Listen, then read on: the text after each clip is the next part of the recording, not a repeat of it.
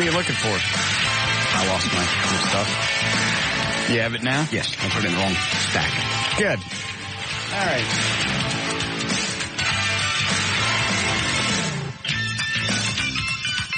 Is the office closed today? Yes. Business office is closed. Correct. Good Friday. Why are we here? Because you said to be here. I didn't know it was a holiday. Yeah, it's a holiday. Everybody but us. How come nobody told me that? It's a company holiday. It's on the little memo they sent out first of the year. I'll be damned.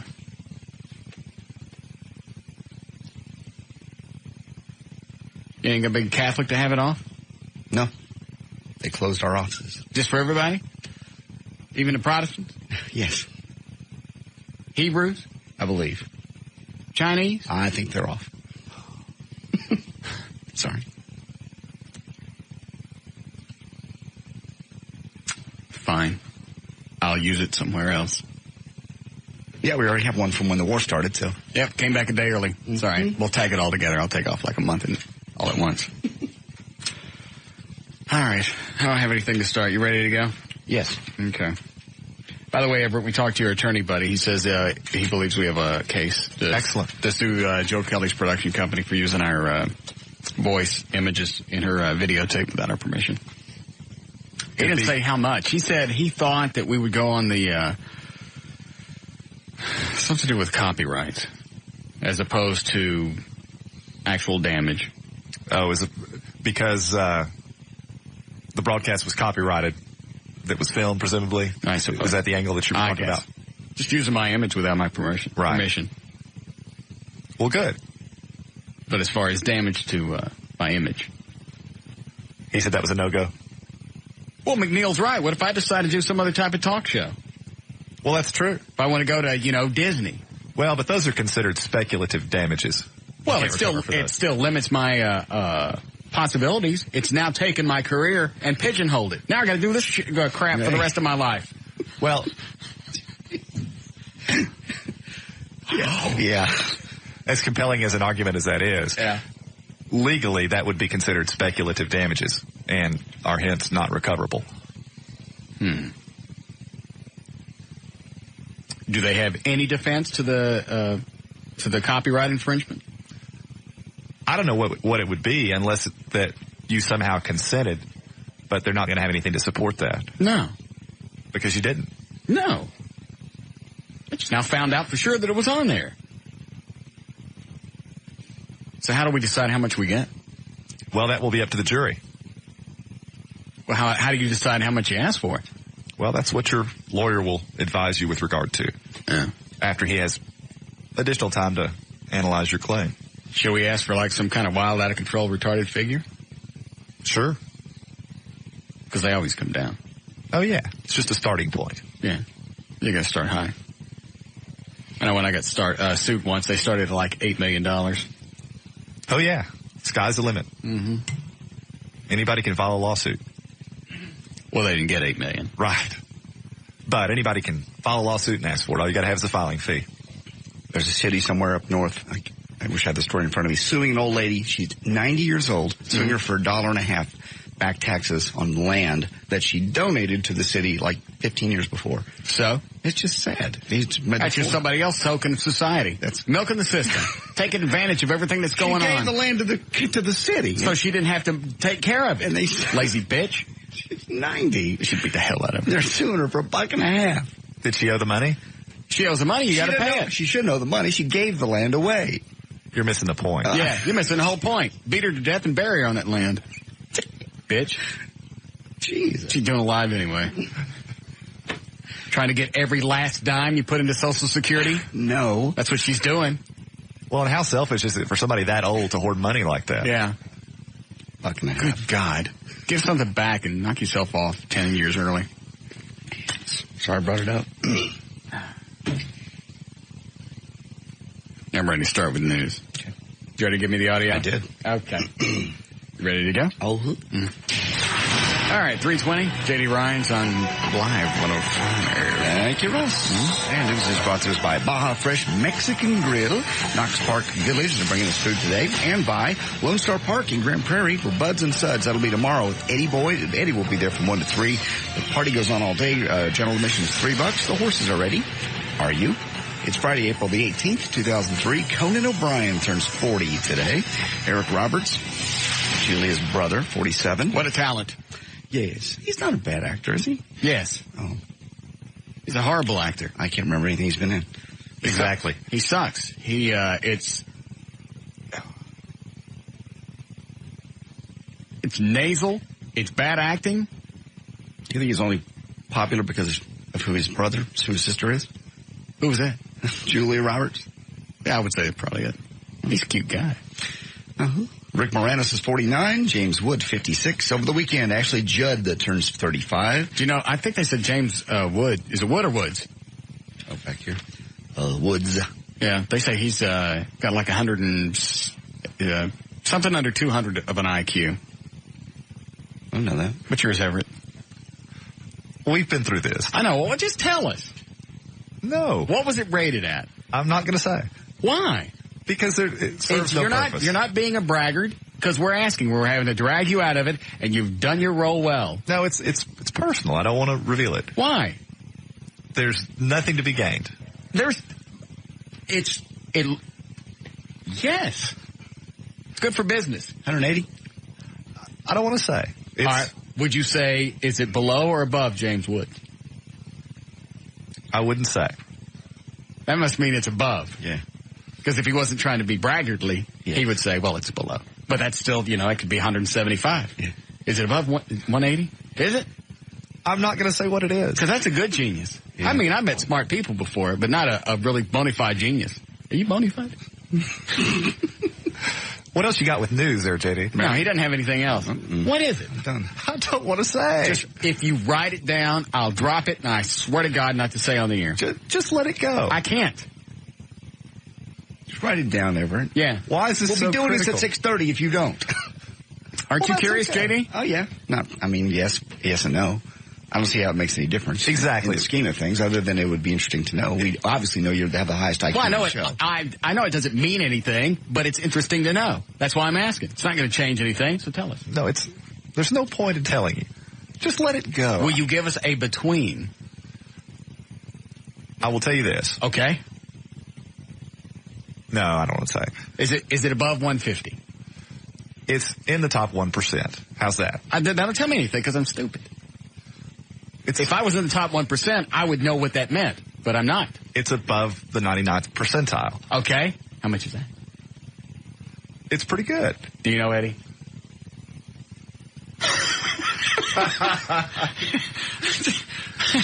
Thought Eddie would be following all. He looked up. He goes, "Is it time to go out?"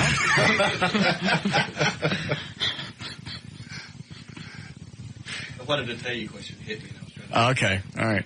See, this is boring. Eddie No, it's doesn't care. not. The question he probably right. Just tell us what it is. It's pretty good. Is it above James Woods? I don't want to say. Just let it go. It's good. It's good. I'm pretty smart sometimes. Is it close to 200? I'm not going to say. An IQ of I-30 is higher than 98% of all people taking the test, so it's clearly above I-130. Did you say I-30? Yes. IQ of I-30. How smart are you? I wish sometimes. Yeah, I took a test once and they said I was smarter than Big Ten Boulevard.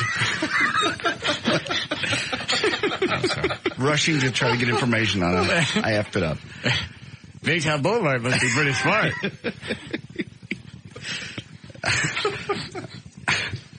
He's up there around 635. He is. All right, so an IQ. Read it again, because now I'm focused on the freeway. An IQ of what? 130. Yes. Is higher than 98% of all people that have taken the IQ test. So if he's in the top 1%, it's obviously over 130. It's clearly 180. 210. Which freeway are you? Just say it, for God's sake. I don't want to say it. I've already given you, actually, percentile is a better measure of intelligence than IQ. Okay. And I'll tell you why. Because for example, a 120 IQ on one test could be at the 90th percentile, whereas a 130 on another test might be at the 90th percentile. But percentile ranking is what is consistent across the board. In other words, if you score at the 90th percentile... Just hold on a second. Are you following this, Eddie? So far. Okay. I'm not going to ask JD because he can't even read. I tried. But so far, if your IQ's over high, you may have to get off at the big semester. Unless there's construction. All right. Keep going. Maybe I'm almost there. Okay. My point is this. If 90th percentile might be one thing on one test, but something else on another. Thus, percentile ranking is the only measure of intelligence that is consistent across the board. Because you comparing an Okay, IQ, I understand. Okay. Just give me your IQ then. What I'm saying is that I don't care about the 1 percentile thing. That tells me nothing. Tests. No, it's actually far more illustrative than IQ. Okay. Well, then I've actually given you a statistic that's more revealing than the statistic that you ardently seek. But not to me. I need something that I can understand. I understand numbers. 1 percentile tells me nothing because I don't know what X is.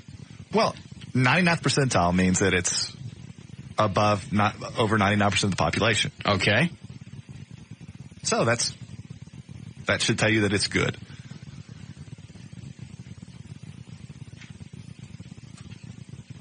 If I was smart, I'd know what you're telling me. Yes, Chad? Would you consider yourself a genius, Everett? I don't think in those terms because I think that's kind of a misnomer in that. It's like having a big crank. You walk around going, it's not that big of a deal. Mm-hmm. Well, intelligence. Let us ask you this. Would you want to be stupider? Well, no. Okay. But who would? I don't know.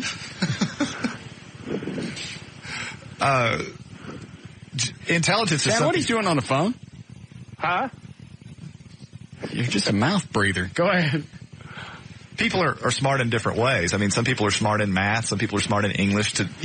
Some people are really stupid in other things. And to say that someone is a genius makes it sound as though they're smart in all areas, and there are very few people that are. Okay. No, he didn't answer that one. All right, bye-bye. Thanks. But you were in Mensa for a while, right? Yeah. What does it take to get into Mensa? 98th percentile. So you were in with room to spare? Yes.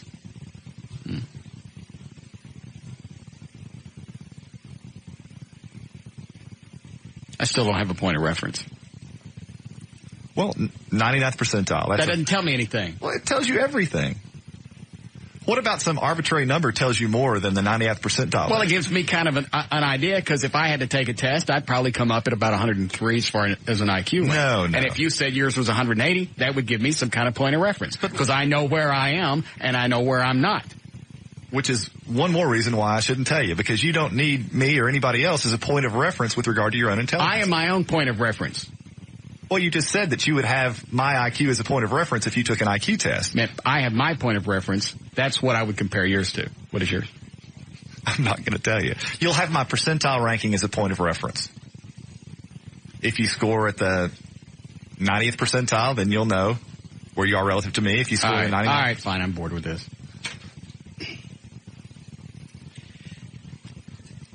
During a break, I'm just going to have Eddie beat the out of you until you tell us. I might just make something up. I don't care. Eddie knows how to get the truth out. He's not going to stop at the first number that comes out. He's going to beat you until we get 3 or 4 numbers and we do an average. Please. Just because you're in the 1 percentile doesn't mean we're all Hmong. Go ahead, Hmong. Marion's Suge Knight is 38 on Saturday. Dudley Moore would have been 68. Over the weekend, also Sunday, Carmen Electra turns 31. Clint Howard, Ron's little brother, is 44. Luther Vandross, 50. Well, if he makes it, will be 52. Everybody get my email?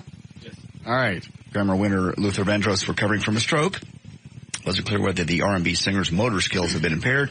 He's 52 on Sunday. Once again, suffered a stroke Wednesday, according to a statement from his business manager. Mm-hmm. And if he goes, that's 48 points. All right, so everybody got that I'm dropping off Eddie Albert off the Deadpool list, and I'm picking up Luther. Come on, Luther. Just rock out. Come on, baby. Attaboy, Luther! Less than 10 days after the fall of Saddam Hussein, thousands of Iraqis marched in downtown Baghdad to demand a rapid U.S. troop withdrawal. And prominent opposition leader and said he expects Americans to relinquish most government functions within weeks. The pressure. Take it. Really? Take it. Pressure surfaced as what do we care? As American forces destroyed a hidden ammunitions cache north of Baghdad, and troops captured a leader of the old regime for the second time in as many days. Also, their TV over there, the television aired pictures of what said was the Iraqi leader Saddam Hussein in the streets of Baghdad last week, being greeted and cheered by the crowds. Then they later played the audio tape, supposed to be a speech of the toppled leader. Speech, like the videotape, was reportedly from April the 9th, the day U.S. forces moved into Baghdad. The footage and speech, if authentic, would mean in April 7th, American bombing aimed at killing the Iraqi president was unsuccessful. The United States says, we're studying it. All right, somebody sent me an IQ percentile and rarity chart. Okay.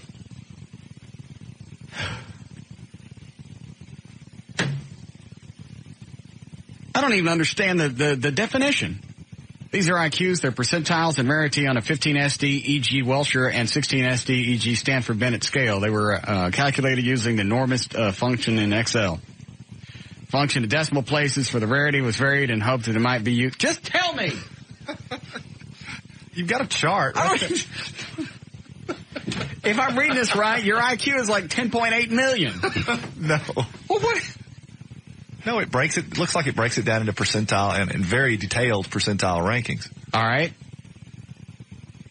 I don't care. Just go ahead.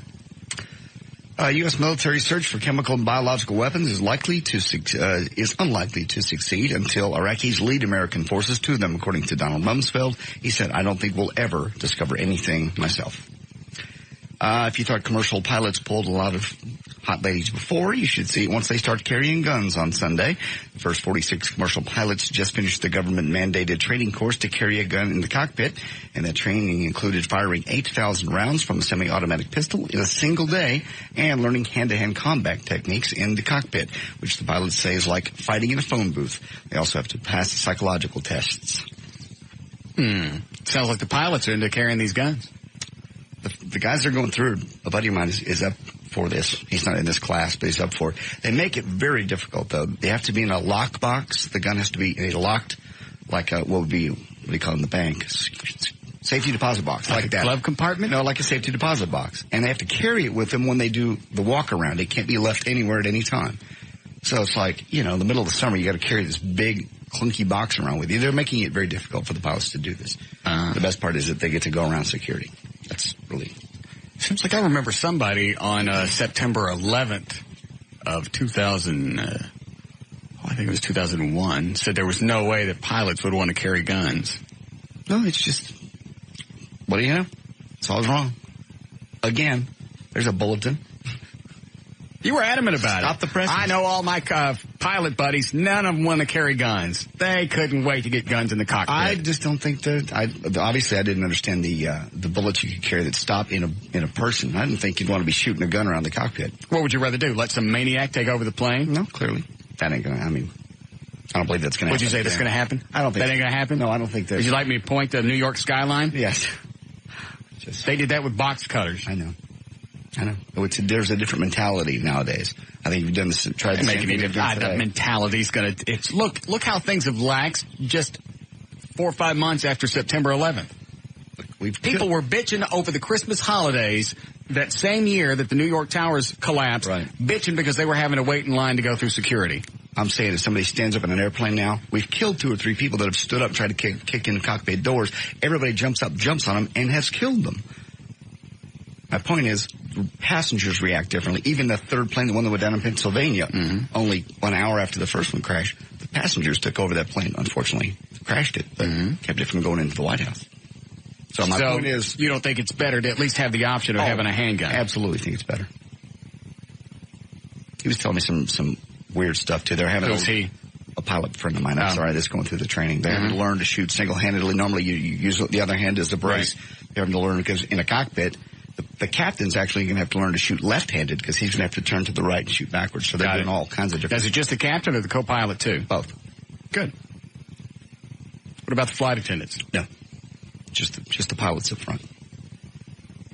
They potentially can carry weapons. Do they have... they don't have all the secured doors in yet, do they? That I'm not sure of. I don't know what the deadline is. I'm sure whatever it is, they're going to miss it. Okay. Stars won again last night on the ice in the locker room, and when it really mattered most, the Stars took charge of their playoff series. Did they win by at least 2 points? Yes. Was it over the over-under? Was it over 4? It was 5-2. I don't know. Well, yes. That would be 7. Okay. Your IQ ain't above I-30. Tired of coming from behind in the series, and the first round, doesn't matter. They won. Screw it. Well, so we won. Yes, we won. We all went over, didn't we? Everybody but Jake, Yeah. So I won, I bet $100 on the game, and I bet $100 on the over-under.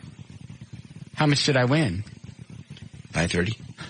Stars hold a 3-2 lead in the series, can advance to the second round against Anaheim with a win Saturday in Game 6 in Edmonton. If necessary, Game 7 comes back to the American Airlines Center.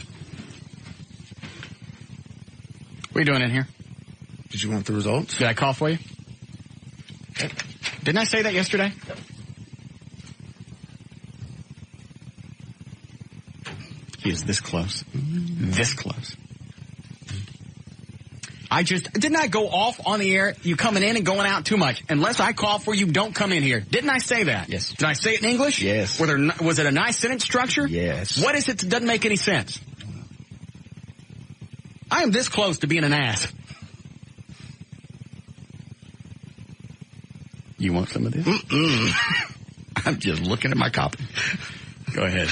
Well, it's the new vodka is out. Bulgarian distillers have made vitamin-fortified vodka a reality. Extra vitamins means fewer hangovers. The Vinprom AD Shock Vodka contains your B1, your B2 vitamins, vitamin C, honey, milk, and other bioactive elements. Those help you metabolize all the alcohol you ingest to lower your inhibitions with their little ladies of the night. And best of all, with an executive from the company says that an American distributor is interested in bringing the hangover-resistant vodka to the U.S. Why can't you just take like a multivitamin before you go drinking? You probably could, but people don't. They just don't. They always say honey, milk, and vitamins will help you avoid it, but people don't. I never heard about the honey and the milk. Wonder what that is. Don't know. And other bioactive elements. All right, go ahead. Vinprom AD Shock Vodka. Speaking of vodka, partial memory blackouts after drinking binges could contribute to future alcoholism, according to researchers, because drinkers may fill in the blanks with rosy memories, unless there's videotape.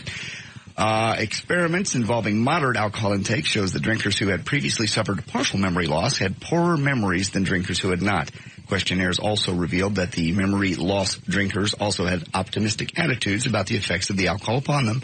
The results conclude that drinkers experiencing fragmentary blackouts are more likely to misremember drinking experiences and fill in the gaps with nice things. You don't remember the bad things you do, you just remember the good ones. I don't believe I did that. Oh. I blacked out. I just didn't rosy it up. You didn't know how long you'd been on stage, nor... So? That's not rosying it up?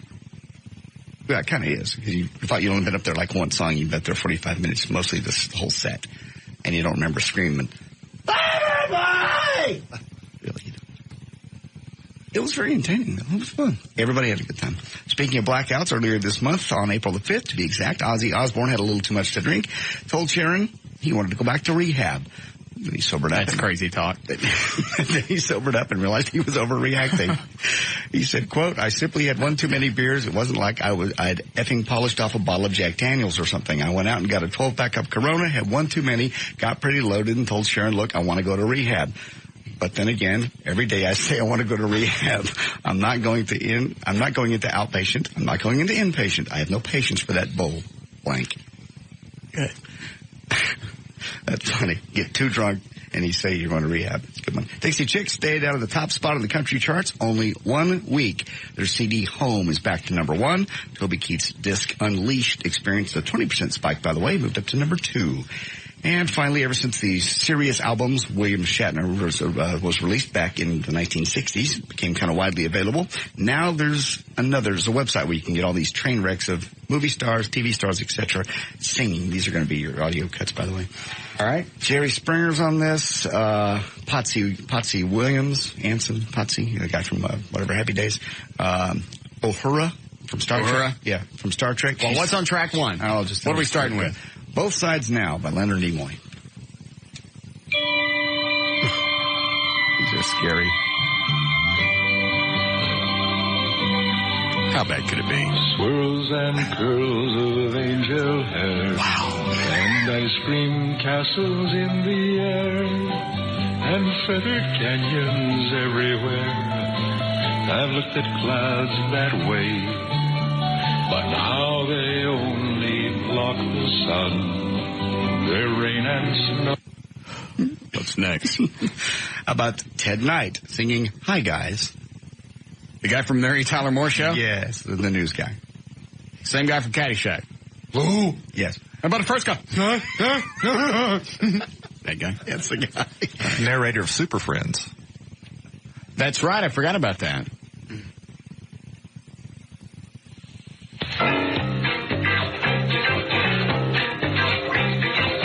stop at a bar for a couple of drinks. You down a lot of juice. Two ladies give you a wink and a wave. You walk into their noose. Because when you ask their names, one says, I'm Percy, this is Bruce. Hi, guys. Hi, guys. Hi, guys. Hi, guys. Hi, guys.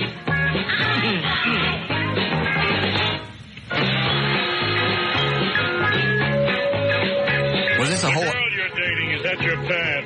You're cozier than lambs. A guy comes splintering right through... I don't even care. What's the next There's one? tons of these on this website. Please skip number 3 and number 4. I haven't edited those yet. They're outtakes. Barry White and Martin Lewis trying to do little promos. Yeah. And I haven't finished editing them, so don't play those. They cuss? A lot. Both of them? Yes. I have them almost finished in the production room, but I didn't have time. So cut number 5 is Jerry Springer singing Tambourine Man. How we doing, Eddie?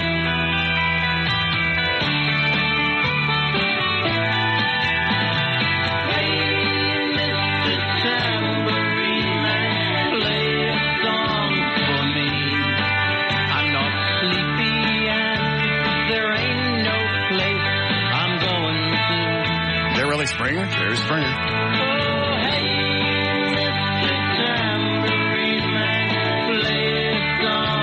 That could be a lot worse. Yeah.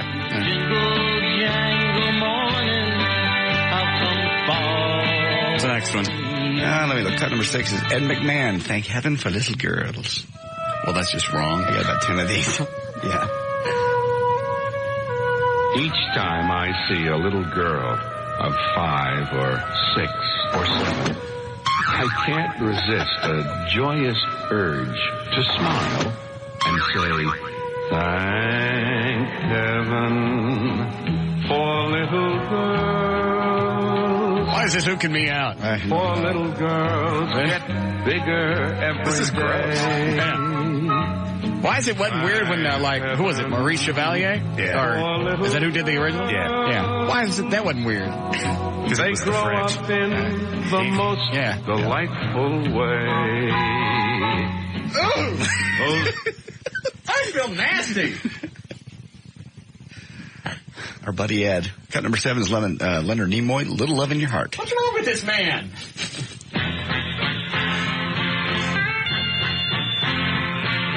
Think of your fellow man, lend him a helping hand. Never ever criticized my singing. I shan't. You see it's getting late. Please don't hesitate. Who else is on here? See, I still have the chick from Star Trek singing the theme song. I didn't know the words to it, but apparently there are. Is that 8? Yeah. They still sound like, It's like Yanni. I got Farrah Fawcett and I got the Odd Couple singing. Jack Klugman. Tony Randall.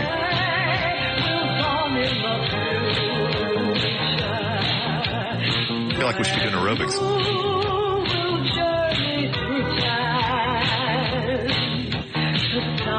I want to get to the Odd Couple. What cut is that? 10. Yeah, the Farrah Fawcett one's just freaky. You're so vain. How do you like my new scarf? What color is that? Apricot, of course. Why, of course, apricot. Because it goes with my eyes. Very, very few people can wear apricot. Can I borrow it sometime? No, I'm sorry, you may not. Why not? Because I just told you, I'm the only one who can wear apricot. You walked into the party. Why in God's name? Wow.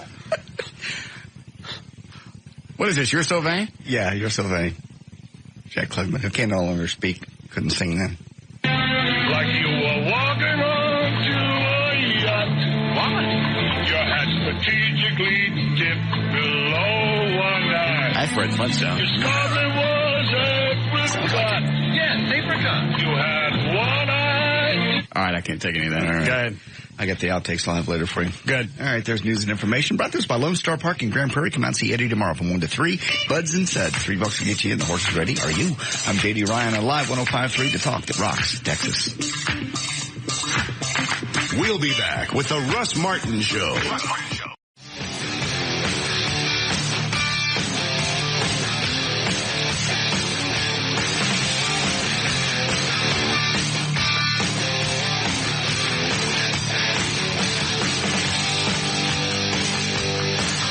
All right, 3:50. J.D. Ryan is here. Eddie Boyd, ever knew the rock and roll attorney, Dan O'Malley.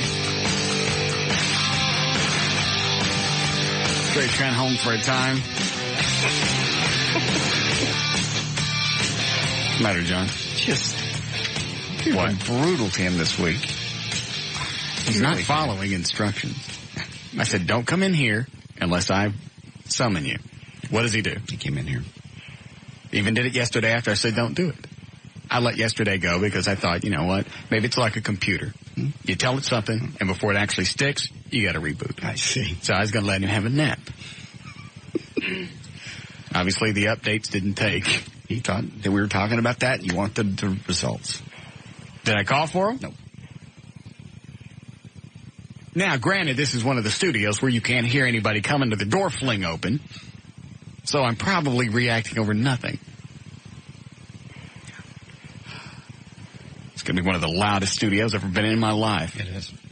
Walk over there. Just any studio that you're in should absolutely be dead quiet.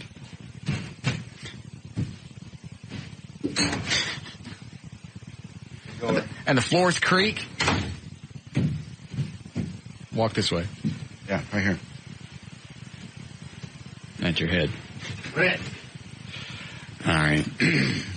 So, we all understand now. Don't come in unless I beckon for you. Correct. Right. I'll bet. Just give me just a second, Gail. Okay. Who wants to throw down some cash? I don't even want to say what we're betting on, but who wants to throw down some? Anybody? I'm in. You're in? Everett? Eddie?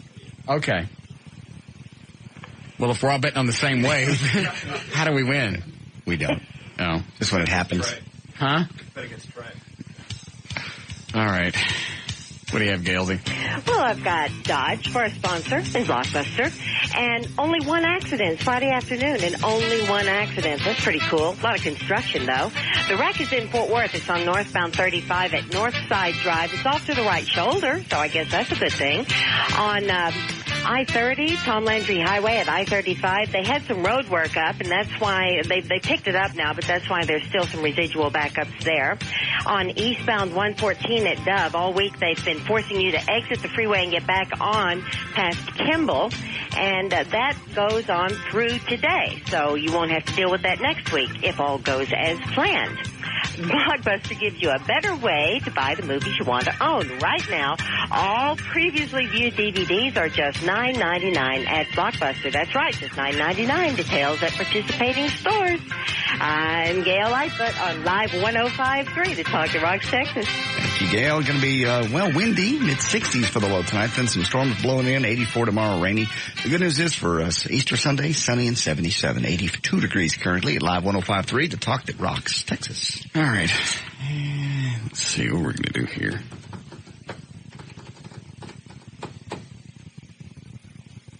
I forgot I was giving Gail a hard time on the phone. I spaced. I'll think about it. Oh, when is the ribbon going up? Great big yellow ribbon? Because of the potential for bad storms today, we've put it off till early next week. But they are going to do it? Yeah. Can they get it up high enough to be seen from the freeway? He said with this truck, he can put it anywhere. I explained the whole, I actually took a picture of the tower and sent it to him. He goes, up between the guy wires, I do this all the time, every day. He goes, no big deal. All right, fine. Hello, Alvin. Hi. Yes, sir. I would like the web address where you got those tracks from. The what? The web address that you got the tracks. Oh, the stuff we just played? Yeah. No, that's ours. I'm sorry? That's for us. Yeah, that's all I need. I don't want you to have it. Oh. It's mine. Okay. I figured as much. Thank you. Once we've worn it out, then we'll let everybody have it. Going to get on there and slow down the site, then we can't get to it. Correct. It's like that AT&T speaking research site. Everybody wanted that, and once I gave it out, I couldn't get back onto it. Every time I get something to play with, everybody else wants it, and then you ruin it, and then nobody can play with it. Well, not this time. You can't see my eyebrows, but just trust me, I mean business. You do. Thank you. Hi, Ronnie. Hey, what's up, buddy? Yeah. I was wondering if you heard anything from the Alexis Konos chick. No. But nothing? No. Didn't she get the number one poll in the D magazine thing? I believe she did. And she hasn't called you? Not a peep. Not an email about it, not a thank. You know, if she was a stand-up chick, she would at least call the show, because she knows the listeners did that, because she had dropped below number 5 on that D magazine poll. Behind the dog woman. Yeah. I couldn't figure that dog chick out at all. What dog chick? That was on the D magazine poll. There was like that had all been narrowed down to like top 10 chicks. Okay. At that point, it was just a matter of vying for the first place. And there was some chick on there with just, I don't even know how to describe it. Ooh. But she had no business being on there. Just not hot. Not only was she not hot, it wasn't a good pose. I see. I'll give you an example. One moment, Ronnie. Okay, I'm already ugly, right? Here's the pose. All right, I'm going to have to get into your personal space for a second, so don't wig out. I'll be fine. Here we go. Turn your head sideways and just open one eye. Trust me. Now look right at me. Now here's the way she looked. Ah! You've been practicing that. It was just kind of like she stuck her mug right up in the bow of the lens. She had no business being on that website. Anyway, my point is, if Alexa was a stand-up chick, right, she would at least call up and thank the listeners for doing this, because I'm sure there's going to be a nice photo shoot. There's probably going to be a follow-up in D Magazine. Probably be a nice little event. Mm-hmm. And it's something that will go on her resume and she'll have for a long time. Well, see, I don't understand why she ain't, I mean, I see the way she talks to you on the news. I mean... Yeah, she's giving me the little signs. Oh, yeah? She's not. Yes, she is. She's never done a Farmer Hanky. Yes, she did. No, she did. Yes. No. She thought she was off camera, but I could have swore yesterday she licked her upper lip and, like, mouthed the word Russ, but... No. You're close, though. She did a little V thing and stuck her tongue through it. She did not. Yes, she did. No. Yes. It's them Greek women. God almighty. She has never done that on television. Never will do that on television. You're starting to hallucinate. I'm not. JD watches the news. I watch the news. You get your news off the internet. I don't know, Ronnie. I don't know what's going on. Nor do I care. I've given up on her, and I've given up on Julie. Why Julie? No.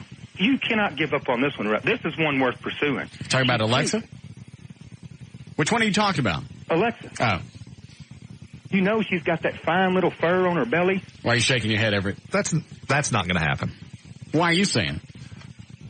She's just not your type. You're not her type. What does that mean? Are you stirring up the pot because it's a dry day? No. Is that what you're doing? No. Too much meat soaked to the bottom of the stew? Very nice. Thank you. Yeah, we're stepping. Be that as it may. All right. She's just not a chick that's going to be interested in you. You have no idea what she's like offset. Well, just based on what I've heard, what have you out heard? of your mouth. Well, what have you heard from me? Well, isn't she... Obviously, everything that you've heard from me, I've also heard. Otherwise, I wouldn't be able to say it. How come you can make a better decision than I? Well, I'm not saying mine is a better decision. It's just my opinion. All right, and you said it's not going to happen. Why?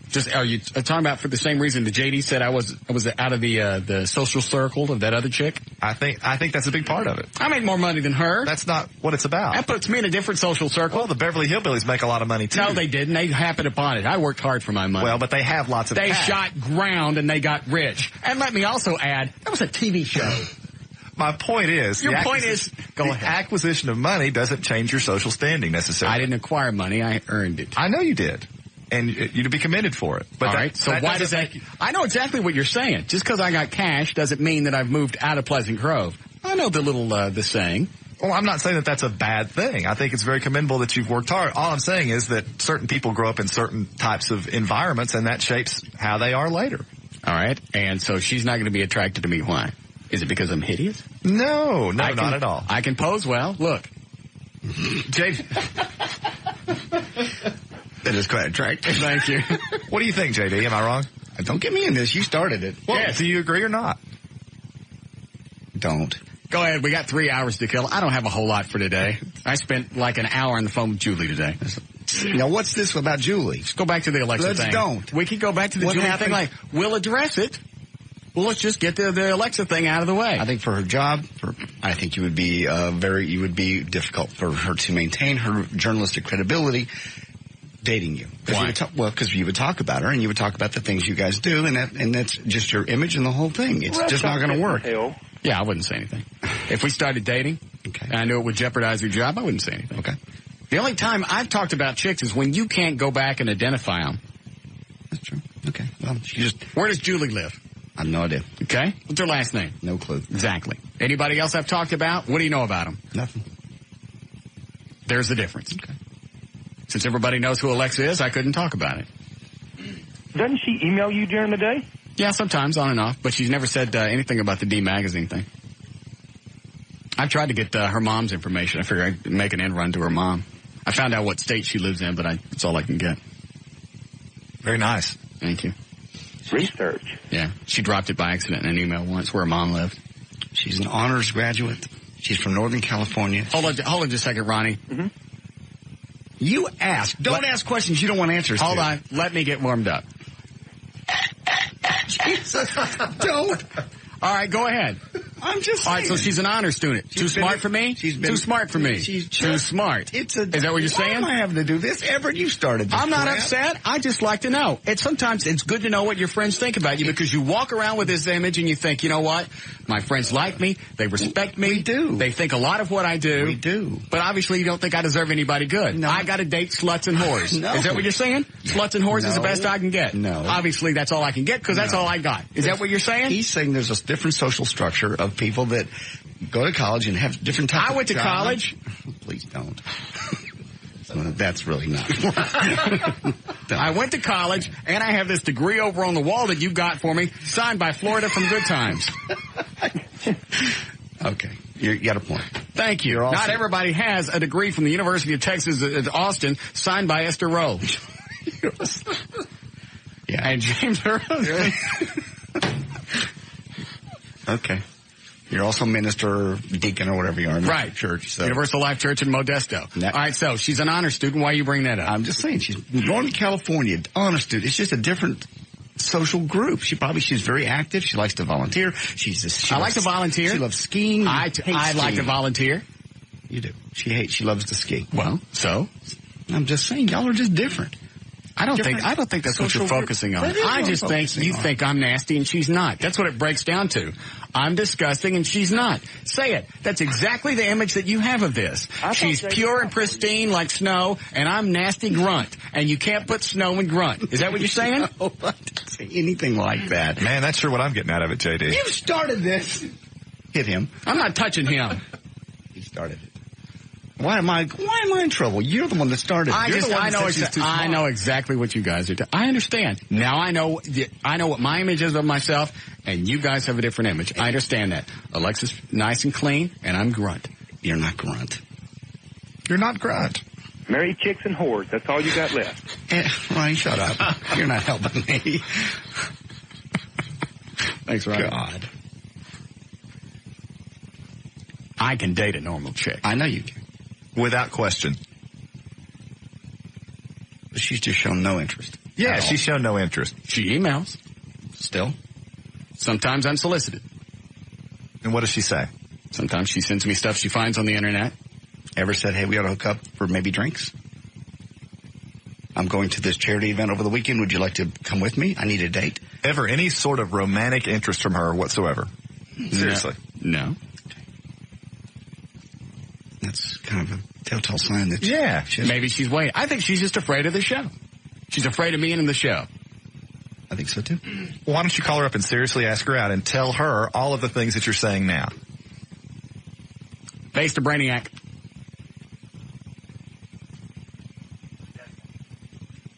Please call Alexa Economos over at WFAA and ask her out for me. You ask her out. I didn't mean for you to have Trey do it. No, it makes me look more important. Oh. But she won't understand what he's saying. Yes, she will. He speaks. It's JD that's got the I-30 problem. Let me know what she says. Thank you. You need a break, Eddie? Yes. Hi, Nikki. Hi. Yes, how ma'am. Are you? Fine. Russ, I'm going to help you out a little bit. All right. I think what Everett is trying to say is I know what Everett's trying to say. Okay, yes, I'm sorry, not Everett. Right. Okay. JD. Maybe what they're trying to say is that you are not maybe as polished as she might like. And the only reason I say that is because I'm of a similar educational background. Mm-hmm. I grew up in Plano with a lot of money. However, what I'll tell you is I would choose you over a bunch of posers any day. Thank you. So maybe it's just a polishness. But so I'm not refined. Is that what you're saying? You're saying I'm not refined? Okay. Perception is reality. I would not say you're not refined. However, some people might perceive you as not refined. Wow, philosopher. Am I being a little too PC for you? No, it's all right. What? Fine. I'll let that one go, too. Okay.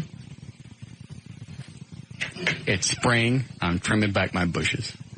What does that mean? Getting rid of some of the chicks. Oh. I'll no longer pursue Alexa. Will no longer help her with her career. I won't expect a thank you for making her number one in the D Magazine thing. She should have done that. And yes, she should. She should at least call up, be on the show, if nothing else, to say, hey, you know what? Thanks to your listeners for doing this. I appreciate it. They went out of their way. I don't think I would have won this on my own. You deserve someone who's not so ungrateful. Have we ever asked her to come on the show? Yes, many times. And she's just said no. Mm-mm. She even said Janet St. James had been on before. Had encouraged her to come on. Then nothing's going to happen. What have I ever done to anybody from Channel 8? That specific channel, nothing. Thank you. Every other channel, lots. Well, then BLO should be thankful. Yes, they should. You don't think the ratings have gone up at noon on Channel 8 for people tuning in just to see what she looks like if they didn't know? Mm-hmm. No, absolutely. Well, she wore a nice little brown outfit today. I'm telling you, she's got a nice set of C cups. Mm-hmm. Phew. See, damn. There we go. What? We have journalistic credibility, and you're talking about her breasts. That's the problem that they have. You know, journalists take themselves very seriously. I never said she couldn't read. I know that. I'm sure she's a fine journalist. I just like to unload on her chest. Yeah. Oh, I'm sure she'll be calling now. What? Nothing. You just can't help yourself sometimes. There's nothing wrong with that. If you like a chick and you leave some man batter on her, that ain't bad. It is if you tell people and say it on the radio and she's on television. Man batter. Jesus. And what about Julie? What? I just want to know why is she gone now? I got a break. Okay. Wait a minute. Is he pissed at me? The guy on two? Who's he pissed at? Oh, Alexa? Oh, good. Are we behind bad? You okay? All right. Go ahead, Sean. No, Russ. I'm not pissed at you. I am pissed at Alexa. I took the time every day to vote for her, so you would get a thank you. That's a sign of a gold digger, boss. You deserve better. Nice cover. Thanks, Sean. Oh. Thank you. He's right. She should at least call up and say thanks. She should have. Or an email, at least. You would hope. I'll give you the story about Julie later. Okay. Nothing really to see here. I can't wait. What? What do you mean? Nothing to see. Nothing. We'll be back with the Russ Martin Show.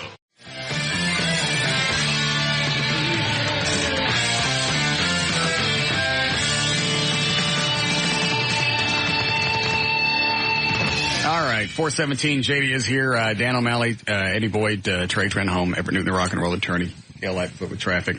The food out there is Baja Fresh. Excuse me. And I have it here. Obviously, Baja the edict Fresh that I threw out about not eating right before we went on the air didn't take effect either. Baja Fresh Mexican Grill, Knox Park Village. See, now you got all kinds of phlegm and stuff in your throat. Nog Street. Thanks, man. Sorry. What are you sorry for? Think you don't pay attention? I haven't eaten since 10 o'clock. That ain't my fault. You got to do it 3 seconds before we go on the air? No. Vavoom? Normally. I saw you shoving that burrito in your mouth. I was hungry. I've only seen snakes do that. I didn't eat it whole. And they have dislocatable jaws. That's what I mean. He's got a jaw that dislocates. His head tilts back and stuff starts going in. Does not. Like that Vavoom from the Felix the Cat cartoon. I had 60 seconds to eat. Why didn't you eat earlier? Because I've just been busy all day. So you have to screw up my show. I didn't screw anything up. Baja Fresh is the place JD and I found in California. Yeah. When we went, I think it was back in 95. Mm-hmm. We were just looking for some place we could eat low fat, da-da-da. Found that. And that's all we ate all weekend while we were in California. Almost missed our flight coming back because we were trying to find one close to the airport. Is that right? Is that good? Yeah. And then I almost dropped a load when I saw one, I think it was in Irving or on Beltline or something. And it's the same place? Yep. Excellent. Outstanding. They really are. Yeah. Where is this one that brought us the food? This one's on Knox Street. Okay. 3003 Knox Street in Dallas. If I was going to open up a restaurant, that would be the thing. A franchise? Yeah. It's really good. It's fresh. They said they have no can openers. Yeah. Is that right? Everything every day is brand new and fresh. Wow. It's great. I work right by Knox, too. I'll have to check that out. You're not going to eat the stuff they brought today? Yeah, commercial. But I mean later, over time, because I love Mexican food. Oh, you'll enjoy this. I'll enjoy it in addition to today, other days as well. We can go look at the bar this weekend? Absolutely. When would you like to go? I don't know. I'm supposed to get the Batmobile back tomorrow, but I don't know if it's going to be ready. So, well, and Sunday is Easter, so that's probably going to be out. Yeah, I've got tons of Easter plans, so.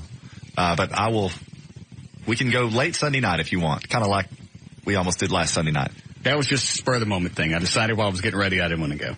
Yes. It's a long drive from my house all the way to Lower Greenville and then back. Yes. It is. I said yes. And that's why I also think that that's probably not an it's not a good place. There are about a dozen police that are dying for us to meet them down there so that they can convince you of what a great place this is. But I'm never going to be there. Well, sure you will. No, it's not anywhere close. Well, especially once the station moves. The station is not going to move for a year and a half. Well, even so. And when it does, it's going to move off, well, they don't even know. Take probably 20 minutes to get there from the station. Okay. Which is even further from my house. Well, where would you like to look? A couple of blocks from my house. I'd be more apt to be there. In fact, I would be there a lot. There's a restaurant right by my house. I stop almost every night just for a quick drink and then go home. It's like the little pub. Well, we can start looking out there. I don't think it's going to have the foot traffic that the place that I have selected does, but that's fine. We can certainly, I'm open to other possibilities. Well, good. I certainly wouldn't want to offend. Well, I'd just like to look at something. I mean, we've tried this about 4 times now. I understand. I'll get in the mood and we'll go. Then I'll be excited. Okay. You just said it's only about 3,000 square feet, didn't you? Roughly, yes. I don't know if that's big enough. But I guess we don't want to start with something too big. Not for the first location. We thinking about franchise? Absolutely. This thing could take off. Sell franchises. That would only be good in Dallas-Fort Worth, though. Outside this market, nobody would care. Well, that's true. We don't even know if anybody's going to care about this one. Oh, no, I think this will go over pretty well. I've had innumerable people ask me, when are you going to open the bar? What's this I hear about a bar? We still have all the investors? Yes. Do we want more? Does it help if you have more? Absolutely. Okay. Because I had 3 or 4 more email that came in over the weekend, last weekend. Yeah, you forwarded those to me. I've got them along with everybody else. I haven't sent those yet. Oh, well, I got some from you several days ago. Got it. Do you want to go tonight? We'll just go from here. Why not? I've got people coming into town. It's Easter weekend. So, what time are they going to be here? They're supposed to meet me at the house as soon as the show's over. See, I'm trying. Yeah. I go out of my way. Oh, yeah. To make yourself available. Yes. Yes, you're fabulously available. Let's do it Sunday evening. I don't want to go Sunday evening because it ruins my whole weekend. Why is that going to ruin your whole weekend? I don't like having to plan stuff over the weekend. I like my weekend to be fluid, where nothing is set in stone. That way I can do whatever I want, be wherever I want, go where I want to go, do what I want to do what. Why don't we just say sometime after 6 o'clock Sunday? That way you're still fluid and happening. That still screws up my weekend because I know there's something that has to be done specifically between now and Monday. I can't. God knows you won't hesitate to bail. Let's just plan it, and if you want to blow it off. That's one of those things that I'll dread all weekend and then finally cancel at the last minute. So not only do I not go, I get the stomach acid leading up to it. How about this? We won't make any plan, right? But I will call you at some point. Just no, because I know it's going to happen sooner or later. And now this adds, it throws my weekend out of flux. Okay, how about this? Yes. We don't make any plan for me to call you at all this weekend or for us to go. How about this? We don't go. We're just not going to go. No. But if something happens and I have the time, I'll go. There you go. Why don't you just tell me where it is off the air and I'll go look by myself? You don't necessarily have to be there. Well, okay. In fact, JD and I could go tonight. Okay. Why don't we all go after the show next Wednesday? How about that? Perfect. Why next Wednesday? That's because that's the next time he's here. Yeah, and We're going to see Sir Mix-a-Lot. Okay. How about next Friday? Okay. Next Friday is fine. We'll never go. Why don't we just go? JD, you and I can go tonight after the show. My kid's coming in town for Easter. I can't. I got Easter plans too. You know, people get with their families at Easter sometimes. I ain't asked you nothing, O'Malley. Don't be shaking your head. I looked in the other studio. He's shaking his head back and forth. No, I get plans too. All right, let me take this. Hello, Ray? Yes, sir. Yes. So what I was going to ask you was, most people shine away from having people protest against them. Now, I'm sure you've talked about this before. Mm-hmm. Why is it that you like it or want it? Because it shows that I've done my job. It means I've pissed somebody off enough to where they actually will leave their house and try and come remove me from the station. Okay, and even though all the things that you've said over the last 3 years at this station, which most of them are absolutely hilarious, you haven't managed to offend one person? I can't get complaints. I can't get a protest. I'm lucky if I can get an email. If it worked for the ratings, I'd swear to God nobody was listening. Well, I mean, I really thought you were doing your job right, too, because I'm surprised there hasn't been at least 10,000 women up there wanting to beat the snot out of you. 100 Mexicans up there want to do it to you. Black people alone, because you make fun of everybody. I guess that's why everybody likes you. I don't get it. If I were black, I certainly wouldn't stand for any of this. The things I've said, that's absolutely outrageous. You don't say anything that bad. Yes, I do. It's horrendous. It is? Yes. Oh, it is. Forgot. Or maybe if they don't like it enough, maybe... I got to pick somebody that's not so lazy they'll come out and protest. How many times I've said that? I got to go, Ray.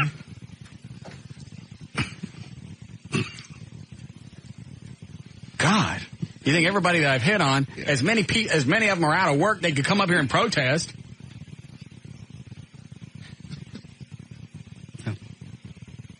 They love you. All of them. Everybody.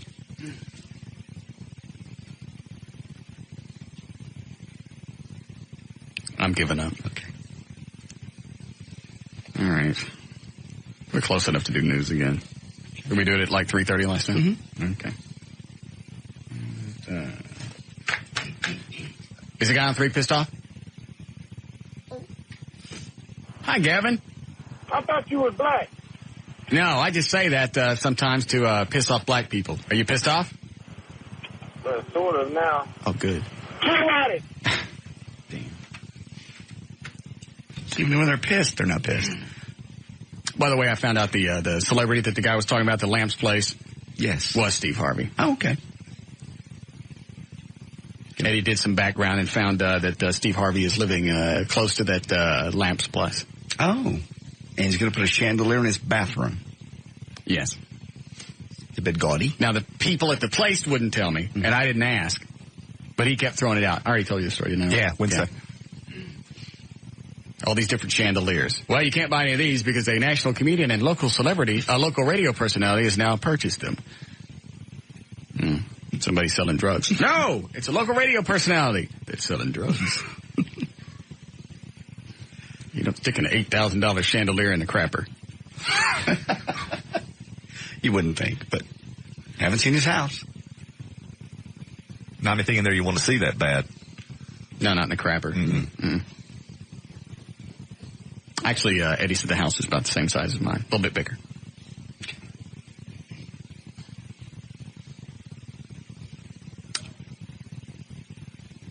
What's Mary Pasta? Is it Mary Pasta running for mayor? What's she doing on the phone? Trey caller? Say something. Yes, she called in. Oh, okay. Hi, Sweetie Pants. Hello. How are you doing, Russ? I'm lovely. How's the mayoral race going? It's going extremely well. We are really excited. You would not believe the enthusiasm that's out here on the streets. I did hear that, wasn't really had anything to do with you, but I did hear that you lost some of the backing from, the police association, just because they had gotten burned last time and they thought, you know what, we're going to set this one out and see what happens.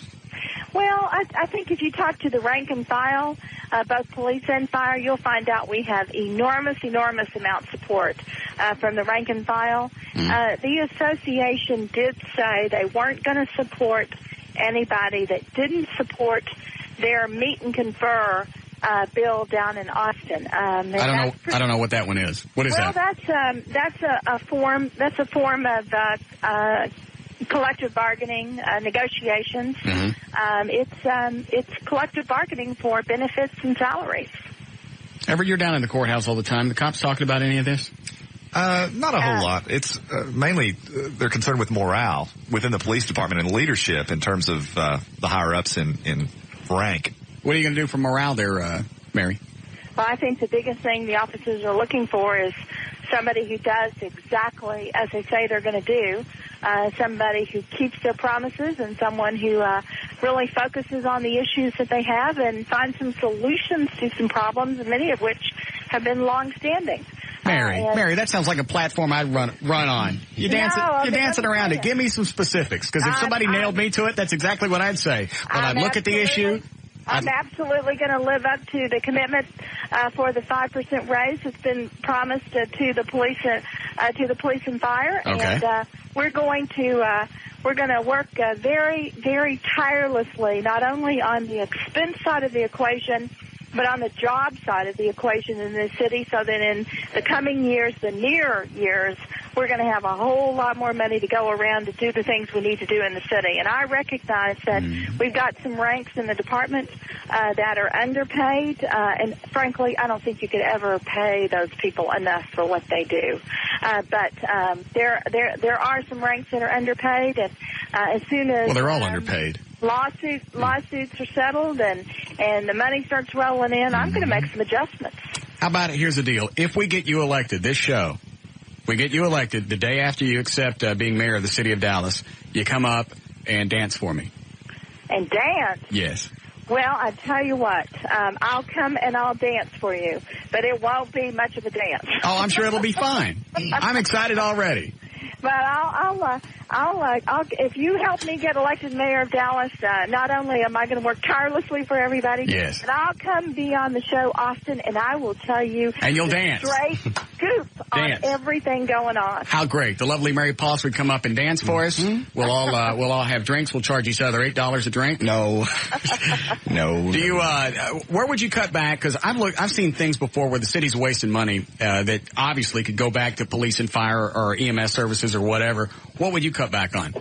Well, I agree there are a number of areas that we can still cut back on. And I actually recommended last year 13 different budget savings that be reviewed. And I know the manager is looking at some of them now. They should have been looked at last year. Right. One of them is called zero-based budgeting, where you start with zero every year and justify every expenditure. See, I'm okay with that. I still think we have situations where, somebody bought 15 green pencils 6 years ago, so 15 green pencils continue to be in the budget. And I have some ideas on some operational changes that will yield a lot of savings. And in fact, one of those was done about 4 years ago, and it actually brought in $53 million worth of savings over a 5-year period. Now, how are you going to be able to work with this? Obviously, in the mayor structure that we have in the city of Dallas, you have the city manager and the mayor, which in some cities the mayor actually is the city manager. I am not worried about that, and I have proven time and time again that you can get the job done with the rules that we have today. And do you like the Benavides? Yeah, I do think he's got the right skills and experience, and he certainly has the respect of the employees. Do we like Benavides? To get the job done. I'm okay with it. He's got to, he needs some leadership, someone who can coalesce the council and give some clear direction and then steps back and let him implement the policy. He needs some snappier clothing. Well, he does. Maybe a makeover. His favorite thing to do is not the media. That's nice. Go ahead. We're just talking. Well, his favorite thing to do is certainly not the media, but I'll tell you, he commands the respect of the employees, and when he tells them to do something, they do go and do it. But everybody at City Hall right now, police, fire, civilians, all of them, are suffering from morale like I have never seen before, low morale. Oh, I don't doubt it. I just, when Laura Miller came in and said, we're going to do this, and I'm going to have the open door policy, and everything's going to get done, and they'll be. The one thing I'll give her credit for is when they came down and got in front of City Hall, and you had all these pissed off cops and firemen, at least she came out and addressed them. I'd have found a back way out of that place. That's the one thing I give her credit for. The thing that she doesn't get credit for is she pissed all of them off. Right. Well, don't worry. I am never going to run from anybody. And I would. I won't piss them off in the first place because I'll be truthful. And I think even if you have to tell somebody an answer they See, I like her because she sounds like your grandma. Meemaw's going to run the city of Dallas. She's funny. Yeah. And when she gets off, I'll tell you a quote she did on TV. I don't want to do what she's done. Why? Somebody, you're going to lose all the respect. You're going to lose all the support. And those are the kinds of things we're seeing happen. Where are things going right now with the polls? I haven't seen anything. Well, our campaign has not released any polls, but we do have some. What do you have? It's close. It's going to be a toss-up. Is it close? Very close. Is it really? We've got to get our voters out to the polls. Right now she's the underdog. How far is Mary under? Well, I want an accurate count here because if you're slightly under, then we're going to have to encourage more people to go out and vote. You've got to get everybody out. I understand, and they're going to want to see you come up and dance for me because we'll have the $8 drinks and all the other stuff. Where does she? Where are the polls right now? It's about 60-40. Really? Yeah. Okay. Well, that's not close enough. No. Mayor Miller is leading 60-40. What's this flap, by the way, about Dallas City Hall parking garage and bumper stickers showing up for you? And people taking pictures of the cars? What is all this? Isn't that ludicrous? What is it? What a way. There's an investigation going on. They're taking pictures of cars that are supporting Mary Poss in a parking garage and trying to get those people investigated. For what? Tell me. Well, who's doing it? Tell me, and let me tell you, there is a memo, a city attorney's opinion that says that employees have the right to have bumper stickers on their own cars, and I can't understand why anybody would go and take photographs. Councilman James. Well, hold on. Let's slow down here. Obviously, somebody believes they have a point. What's the point that they think they have, whether it's valid or not? Why do they think they're doing this? I really can't tell you that. You've got to ask them. They're trying to pull some strings, scare people to pull the bumper stickers off their cars. All right, and they're doing that based on what? I'm missing part of the story here. That's the question. Based on what? Because they have a legal right to put anything they want. The city's auditor's office has been down taking pictures and saying, we're going to investigate this.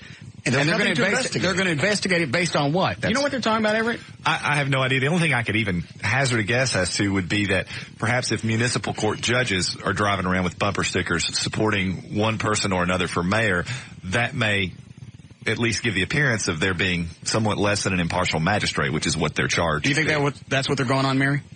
No, I think that this is an attempt to intimidate the employees who've never been so vocal in their lives about their demands for a change in leadership. I think that it's an attempt just to scare people. At the memo from the city attorney's office is very clear that they have the right to have a bumper on their own vehicle, and James Fantroy, councilman, has called for the Finance and Audit Committee at the City Council to take a look at why the auditor would waste resources on doing this. Fantroy's quote was he thinks Mayor Miller is behind all this, pulling the strings. That doesn't make any sense. Well, that's his. I'm missing. You know what? I'll check into this. I'm missing something here because it didn't make any sense. You can't just go down and go, hey, you got a bumper sticker on your car. We're going to investigate. What is it you're going to look into, and what basis is it? There has to be some kind of basis. Well, exactly. And the auditor's office... Crazy people are running the city of Dallas. I should have run for mayor when I was thinking about it. Well, the auditor's city attorney's opinion is pretty clear, and the auditor's office appears to be wasting their time as far as I'm concerned. Good. And you're going to clean house when you get in, right? I'm going to make an awful lot of changes. You can count on it, and it's going to start immediately. Good. Mary the Hun. Going to go in and start cleaning house. That's right. When's the election? I know, is absentee going on now? think so. Early voting is going on now. And the election is Saturday, May the 3rd, 2 weeks from tomorrow. Okay. Well, we'll have you on the Friday before the election. Oh, I would love to be on, and certainly hope I can have plenty of support from everyone. Yes. We need the support. We need our voters to get out and get to the polls. And certainly this is the right thing to do for all of us in the city of Dallas. Yes. So if we get you elected, start working on your dance moves. All right. You got it. All right. Go for it. Thank you, future mayor of City of Dallas. Thank you. Yeah, you're welcome. Bye-bye. It would be like having Meemaw running the city. Absolutely. Yeah, she's very personal. Nice calming effect. She's got a great sense of humor. The quote I didn't want to say on the phone, it's out of her mouth. Well, why didn't you say it? Yeah, just. What was the quote for?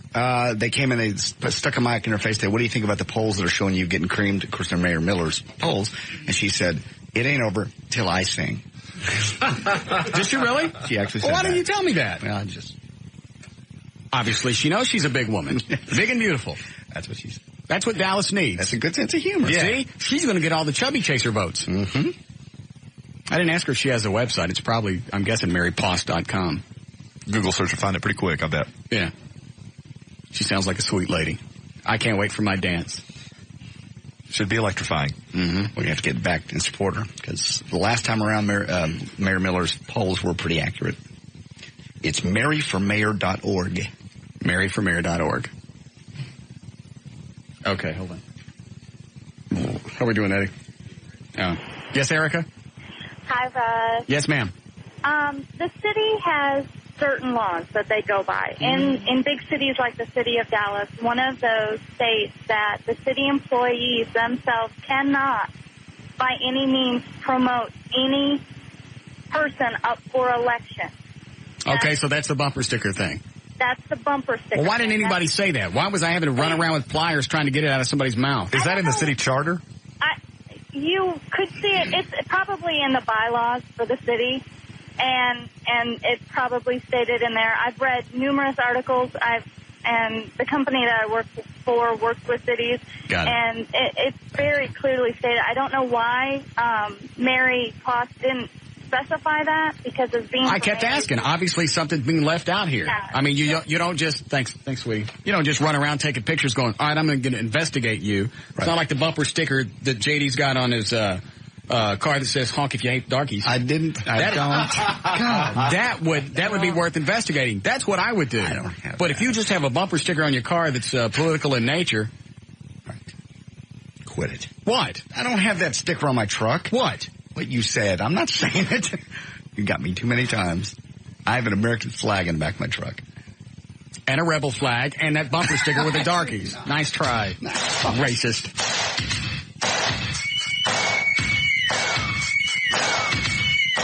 We'll be back with the Russ Martin Show.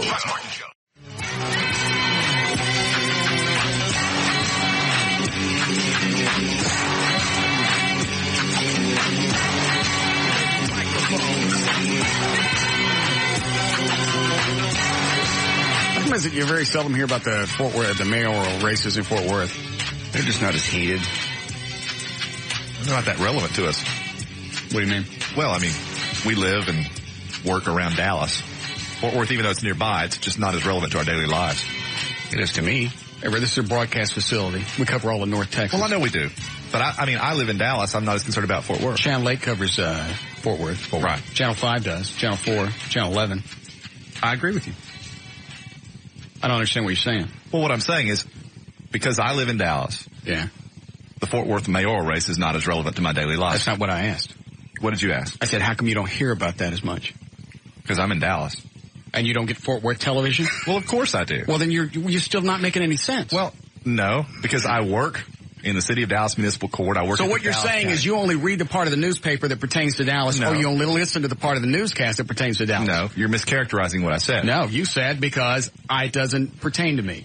I said it's not as relevant to my daily life. So you don't hear it? I didn't say that. That's what you said? No, I didn't. You said, why don't we hear as much about it? And I said, people in because Fort Worth hear all about the Dallas election, even though it's not relevant. They hear about it because it's on the news. There's just never anything controversial in Fort Worth. But we don't hear as much. Your question was, why do we not hear as much about it? And you said because you live in Dallas. Because I'm around Dallas people. I work at the City House Municipal Court. I didn't ask you. I said we. As in, how come it's not in the news? Are you a newscaster? No, I'm not a newscaster. Okay. So you still haven't answered the question. I answered the question that I understood you to ask. Why is it we don't hear more about it? Because you live in Dallas has absolutely nothing to do with it.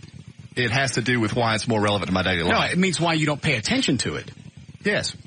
That's not what you said. I said it's not as relevant to my daily life. You ain't no genius. You're not hearing what I'm saying. I asked a question. It's just like the other day when you said the laws aren't there. I don't even go there. You brought it up. You said the laws were there to make revenue. No. I don't. I know. You don't want to talk about it. Nothing to say. That's absurd. Revenue's a bonus. Laws are in place to govern for safety. Ostensibly, yes. So why is it we never hear about the Fort Worth mayoral races? We just they don't have a screwed up city council where everybody's fighting and throwing things at each other. That's because Bob Boland's still running that place. Right. You don't stand up and point your finger at the mayor of Fort Worth twice. Get shot. It's good old boy network. There's lots of things going in Fort Worth you don't hear about. Boland still mayor? I don't know. You're an idiot. I'm not an idiot. I don't live in Fort Worth.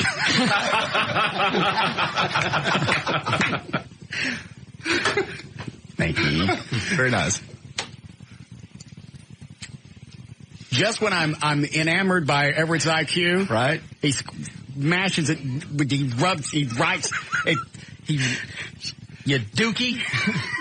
Well put.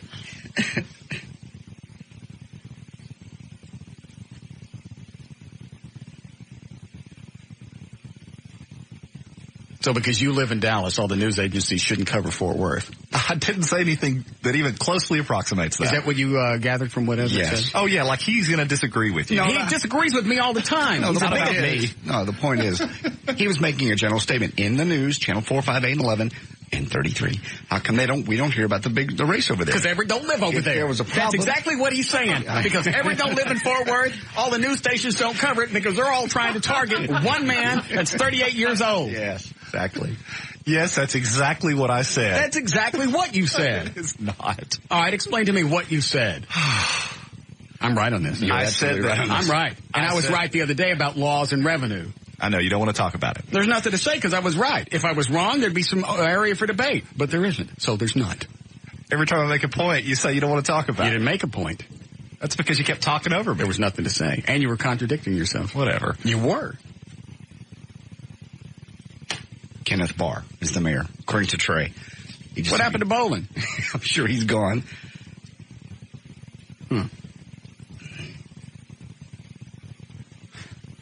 What is that? Somebody running for mayor of Fort Worth? Oh, jeez. Hi, Andrew. Hey there. How are you? I'm fine. Is Wonderful. Fort Worth having a mayoral election? That's what they tell me. You wouldn't know it from most of the media coverage. Well, you know what? Everett just explained. Nobody cares because he don't live in Fort Worth.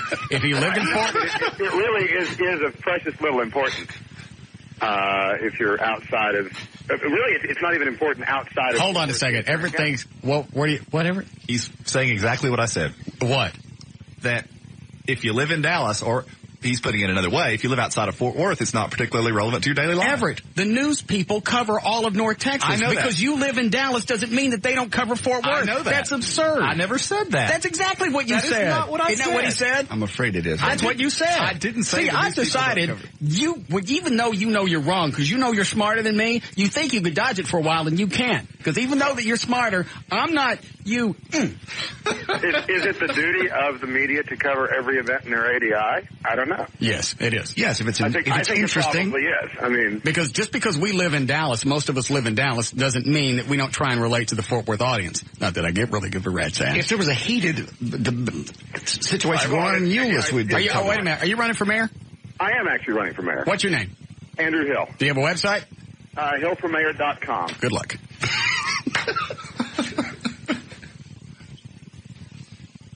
There you go. You know why I didn't talk to him? Why? Because I don't live in Fort Worth. That's right. Now, that would be a reason why you wouldn't hear about it on this show, because I don't care. Right.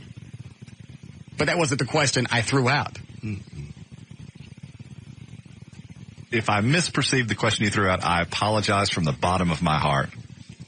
Words cannot describe how incredibly sorry I am at this It amazes me sometimes. Somebody with an IQ of probably well over 160, 170 would throw out things like that. If I misunderstood your question, I apologize. But the reason, never mind. I'm not going to say anything I haven't already said. Do we do news? Mm-mm. Is that what we're going to do? If you'd like to. That's right. We're going to do. Don't do anything outside of Dallas. If it's anything outside of Dallas, It doesn't interest us. Okay. It doesn't pertain to our daily lives. Right. Therefore, we shouldn't broadcast it. Hold on, let me pull all the stories out that have nothing to do with Dallas. Anything outside of Texas, obviously, is of little interest. Any celebrity news? The war's out. Yes. Okay. Unless we're bombing any place in Dallas. Right. West Dallas probably has it coming. Okay. I have a story here at Arlington. No. All right. That's Tarrant County. Is there anything left? Because we certainly don't want Everett to be bored. I'll just do the sponsorship and give it back to you. Let's do everything. 450, you didn't, no legal? 455 at KLLI. Dallas, Fort Worth, Texas. Very nice.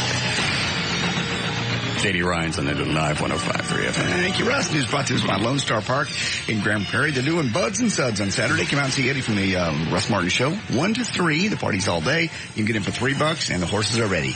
Are you? Hold on a second. Who was that, Dan? That's Andrew Hill's campaign manager, who happens to be a fan of the show. What does he want? Didn't I say good luck?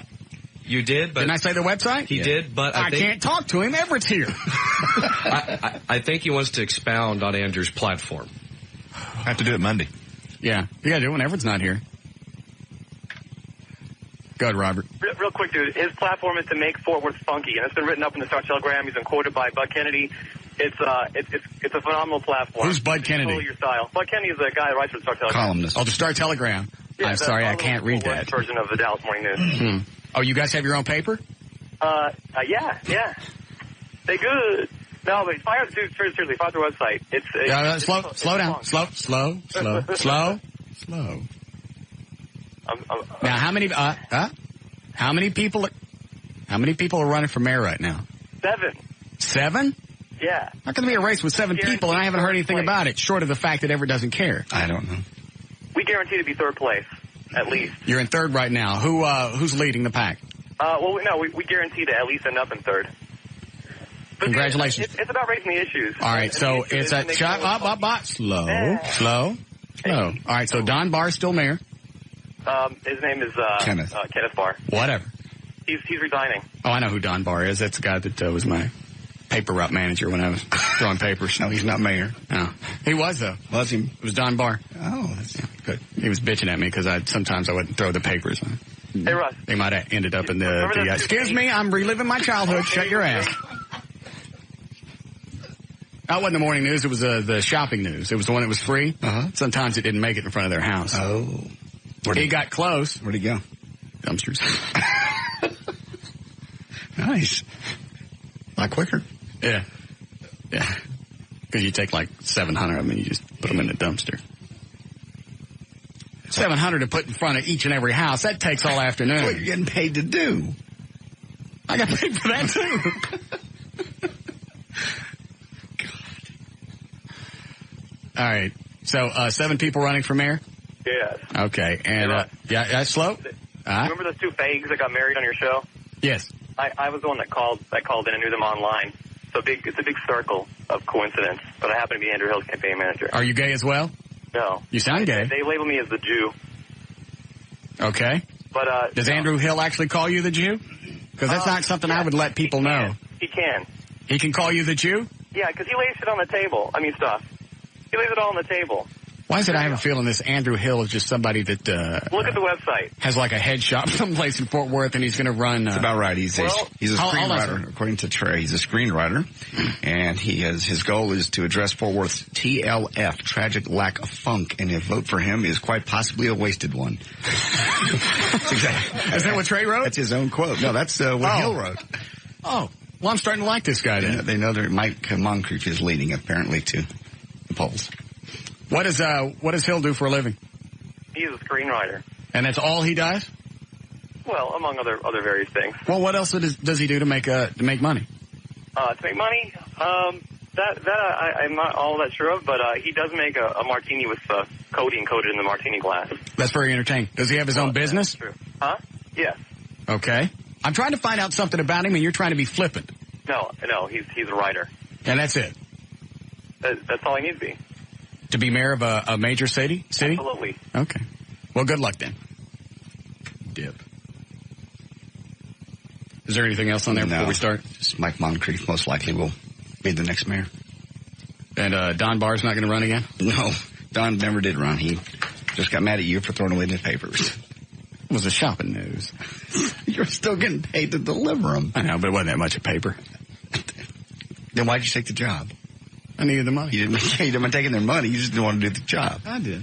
And he had to roll all of them. It almost seemed a waste of time. You'd roll each individual paper and give it to somebody else. As your job, you're getting paid to do that. Yeah, it wasn't a lot. It doesn't matter. I think somebody ratted me out. Who? I don't know. Big shopping news narc. I don't know who they got. Not like I'm selling sheetrock to the cops. No. Can we still do news? We can't do news? Wait a minute. We just came out of the break because I did illegal ID. You're tricking my ass. You did the legal ID at least 7 minutes after we came out of the break. That was more than 5 minutes ago. No, I don't think so. It was like 4:54. You're tricking my ass. We didn't just come out of the break, but we did the legal. Oh. Okay. Is that right? Yes. I'm not talking to you. You're in some other time zone. Well, don't look at I'm sorry I can't recognize your time because I don't live there. All right. Then we'll break, and then we'll come back, and we'll attempt news again.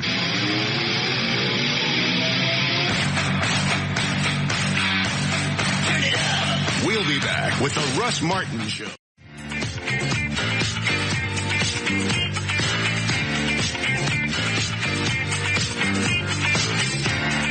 Call Russ now at 214-787-1053.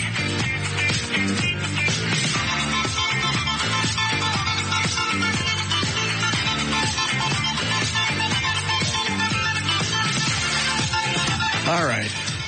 510, J.D. Ryan is here. Everett Newton, Eddie Boyd. Hold on a second. Yes, what is it? How's your prices on the hotline? What's she running for? Mayor Fort Worth? I don't know. Oh, that's right. Okay, that's right. Okay. I forgot that was today. Hi, sweetie. How's it going? Everything's fine. How are you? Pretty good. I'm sorry. I forgot that you were on today. I thought it was next Friday. You forgot? I'm stupid. I love people that forget about me. I'm from Texas. I did get the book, though. Trey bought it a couple of days ago. What'd you think? It's the hardest book I've ever read.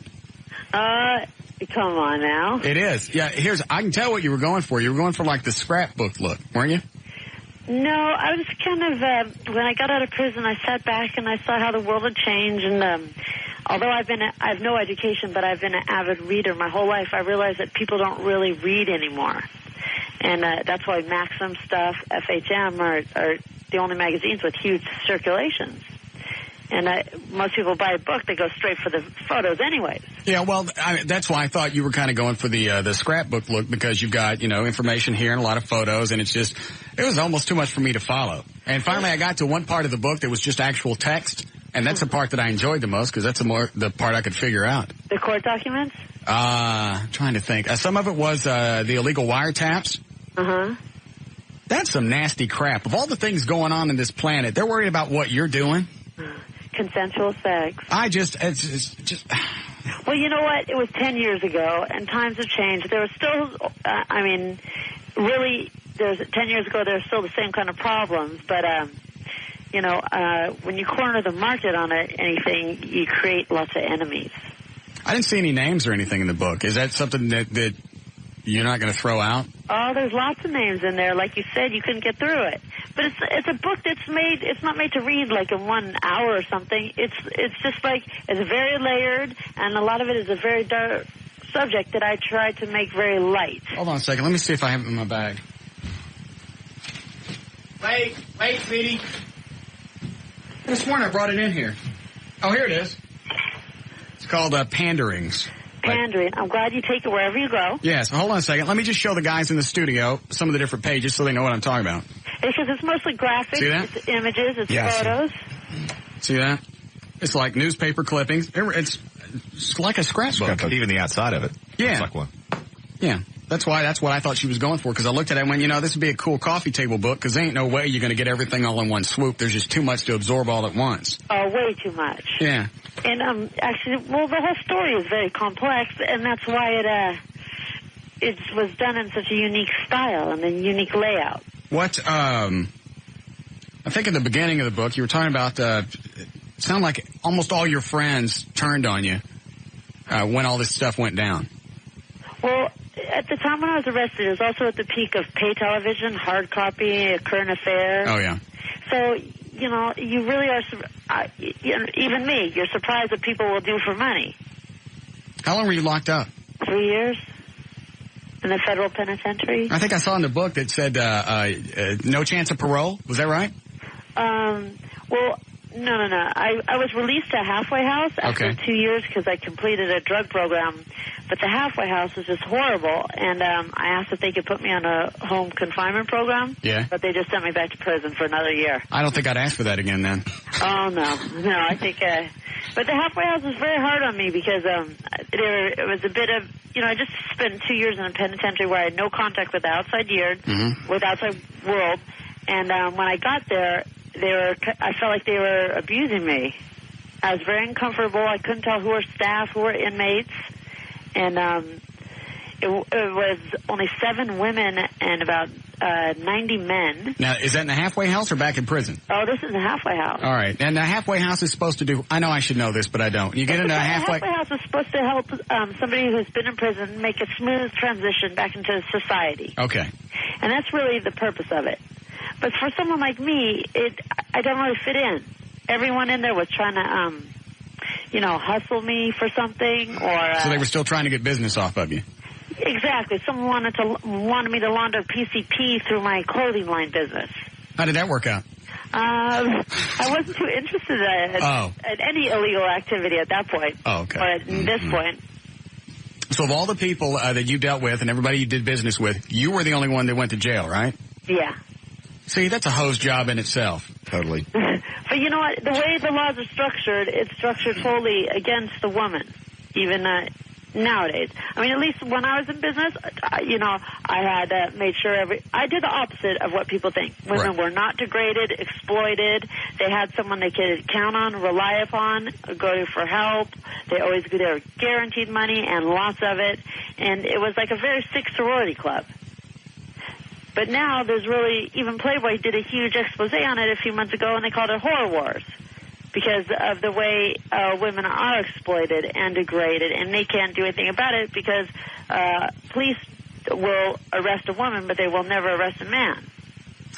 When all this stuff was coming down and you knew that, they were about to come get you, how many phone calls did you get from celebrities going, hey, you don't know me, we never talked, if you got a black book, start wiping your tuchus with it? You know what's so funny is that not one phone call, nobody. Because they were my friends. Everyone I did business with, it was kind of like a friendship relationship. And this is what's really funny is that the LA Times about 3 weeks ago did something about me in the calendar section. I talked about some of my up-and-coming books. And one of them is called The Beverly Hills Tutor. And that book, she already got 3 phone calls of people saying, oh, we're not going to be mentioned, are we? All I know is if I was doing business with a house mom. There we go. Yeah. Yes. That'd have been my first phone call for the day. You're not going to mention, I'm not going to come out, could you erase my name out of the black? How many names were in the black book? I made a lot of money, so there was a lot of names. But I dealt with Fortune 500 people, not really, celebrities, they're cheap. They expect everything for free just because they're famous. Yeah. And, Hold on a second for a minute, Heidi, if you would. Sure. Hold on. What are you staring at? People that expect things for free. I have never asked for free sex. No, I didn't say you had. In fact, in Heidi's book, if you look at it, I like the way that she describes prostitution. It's not just paying a chick for sex. It's a guy who cares about a woman and wants her to have nice things. Yeah. Very nice. I like that. Well, you know what?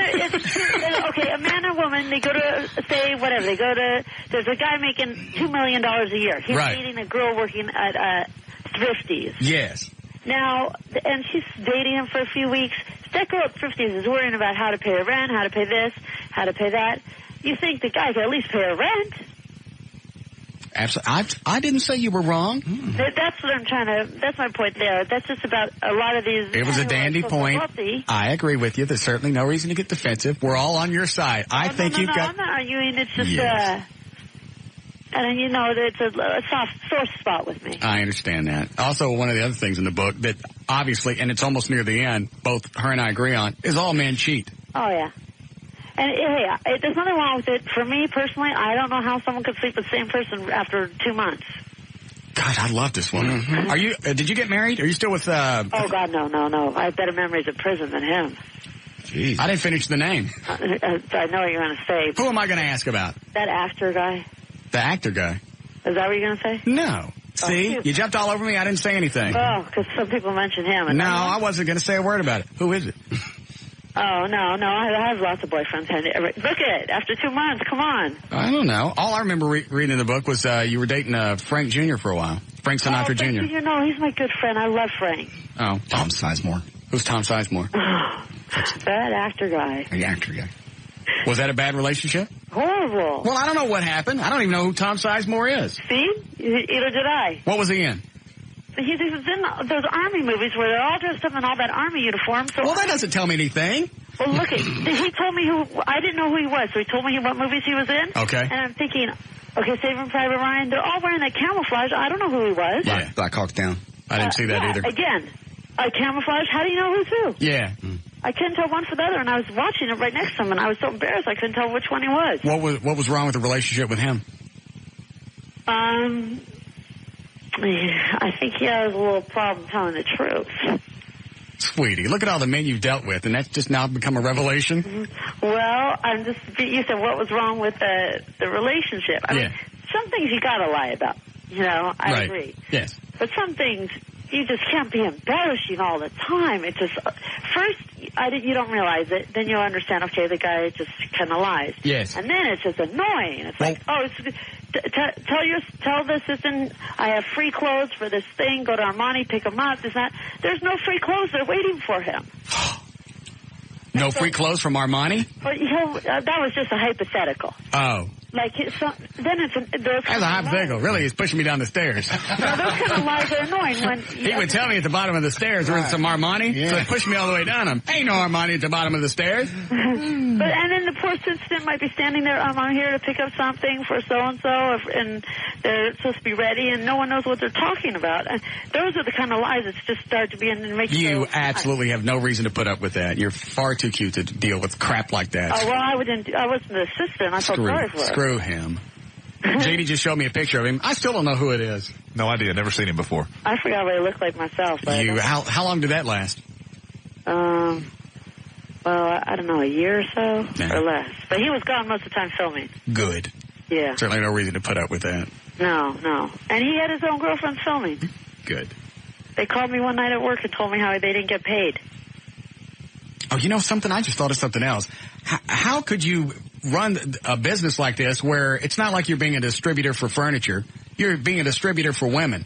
Can you imagine shipping women all over the country and doing all this other stuff? Because it's like you're not going to get a phone call from a coffee table that's pissed off because it missed its flight or it's not getting along with the sofa.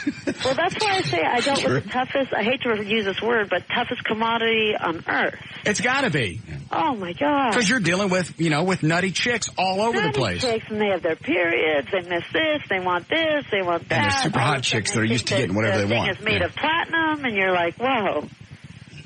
Just because someone tipped you this doesn't mean it's, you know. But all in all, all I miss is the money. You lived in Howard Hughes' house for a while, didn't you? I wish. Michael Douglas's.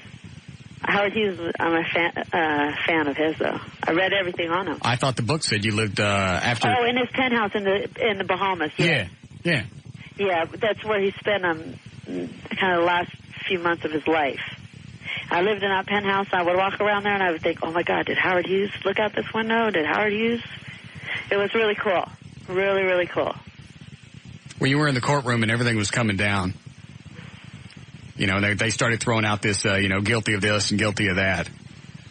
Did you hear any of that, or did you just black out? Because I'd have passed out in the courtroom. I'd have started crying, then I'd have passed out. Well, it was on, seeing the cameras on you the whole time. Right. I'd have strangled myself. Well, I thought my attorneys proved their case. I thought that they really did prove entrapment. So when it came out that I was not guilty here and guilty of that, I did drop my head on the table, and one of my lawyers was kicking my foot going, come on, sit up, and I wouldn't pick my head up. What do you got to sit up for? They already found you guilty. Sitting up not going to get you a better sentence. What, she got good posture, let her go? Yeah, exactly. So I just left my head down there, and I was just like, oh. And then the next day, all my jurors, they were on Geraldo Rivera, and then my verdict got turned over unanimously. Oh, I didn't know I got turned over. Yeah, my state trial, state conviction. Oh, okay. And even it got turned over, they said what the jury did was far worse than the crimes I was even accused of. Yeah, it was Geraldo. You haven't seen your jury on Geraldo? Couldn't even find a good show. Yeah. That's just another one of those things that just shows how much time we're wasting on stuff. We're locking up this chick because she was setting up people to have sex. We're letting murderers go. We let murderers get off on probation quicker than what she got. Yeah. Yeah, they do that. But, you know, I'm not looking for the poor me thing. That's what I would do. I'd go the poor me thing all the way to the bank. For some reason, I just think that, you know, who knows why we do things and get in trouble, do stupid things or whatever. And it was a journey I had to take. I had no choice, and I did it. And now... What were you doing before you started setting all this stuff up? I was dating a rich man. Was that it? How old was he? I was 19, he was 60. Oh, I remember that guy. Oh, that's nasty. I loved him. That's nasty. I love that man. No, you didn't. If he was hiding. If he was rich, would you have dated him? Poor. I mean, if he was poor, would you have dated him? Of course not. Okay. Well, I made it clear with him. I said, come on, if you live in an apartment in the valley, I wouldn't be with you either. And if I wasn't 19, you wouldn't be with me. And it was no secret, but I did fall in love with him. No, you didn't. Well, back then I think I did, and I still think I did. But now I think if he was available and around, I don't think I would date him. No, he's dead, isn't he? He passed on, but I just think I've matured. I hope I have. You sound like you have. Where do you live now? I live in a friend's house, but it's Did you lose everything when you went to prison? Well, when the feds and the IRS get a hold of you, they clean you out. I don't care what anyone says, they clean you out. I don't know how Leona Helmsley does it. But, so you have absolutely nothing left from your Madam days? Nothing left from Madam. I started Heidi Wear, and I made a lot of money there with my clothing line. Do you have a website for that? Oh, yeah. HeidiFlights.com and HeidiWear.com. HeidiWear.com, that's easier. Martin Sheen was a real big, Martin Sheen, I should say, was a big client of yours. Do you ever talk to him anymore? Or he just... Martin plays the president on TV. I'm sorry, Charlie, my bad. Well, good going, JD. Why don't you have her porking Charlton Heston while you're at it? Yeah, we could have Jesus or Moses in there. Yeah. We got President Moses. Way to go, JD. Yeah. Now you pissed off Heidi Fleiss. Are you happy? Now you got her sleeping with the wrong guy. Did you ever sleep with him? Charlton Heston? No, not him. Did you sleep with him? I would have. Did he ever part the pink sea? I would have. Did he? I like him old. Do you? Yeah. How old are you now? 37, but I feel 500. Oh. Yeah, you've been through a lot of crap just in the past, 10 years. 10 years were rough on me. Did you get some plastic surgery done? Oh, yeah. What'd you get? Did you get a boob job? Of course. Did you get lip implants? They ingest your own fat, so they feel real. Yeah. And they stay permanent, so you don't have to go get all the time to go back and forth and get those shots and all that. You know? Of course I'm going to get it done. Who needs all that stress of all those 10 years on you, right? Yeah, plus whatever in prison, because I'm sure that they don't allow, Oh, no beauty products. Yeah, I was going to say, I'm sure that, you don't get a lot of lotion. No frills, Newt Gingrich made sure there is no frills, no nothing. There are no benefits in prison. At all. Now, so overall, tell me, were you happy with the book? Sweetie, it gave me a headache. I mean, obviously I read it. You can tell by, some of the stuff that I've thrown out. But it sounds like you try to absorb too much at once. That's probably it. Because as soon as I opened it up, because I knew I had to look at it, I figured I had a week. Because I was going to look at it another few days over the weekend. And I forgot it was this Friday. That's my own fault. It sounds like that it was too much for you to swallow. Yeah, well, I thought I had another few days to look at it. Yeah, you really need to take your time with it. It's something that it's not you just sit down and read it, because it's not a traditional book at all. I'm telling you, just the part with the wiretaps, if you go back, because now, after reading that, I'm not saying anything to anybody over the phone ever again. Oh, when my lawyer, I always remember what that lawyer said, pretend that phone is a loaded gun. I didn't read it, so tell me the part. What they do? It's just the fact that they have transcripts of phone calls, and the fact that it's illegal wiretaps. It's just the other thing that makes you wiggy that somebody's listening to everything that you're saying.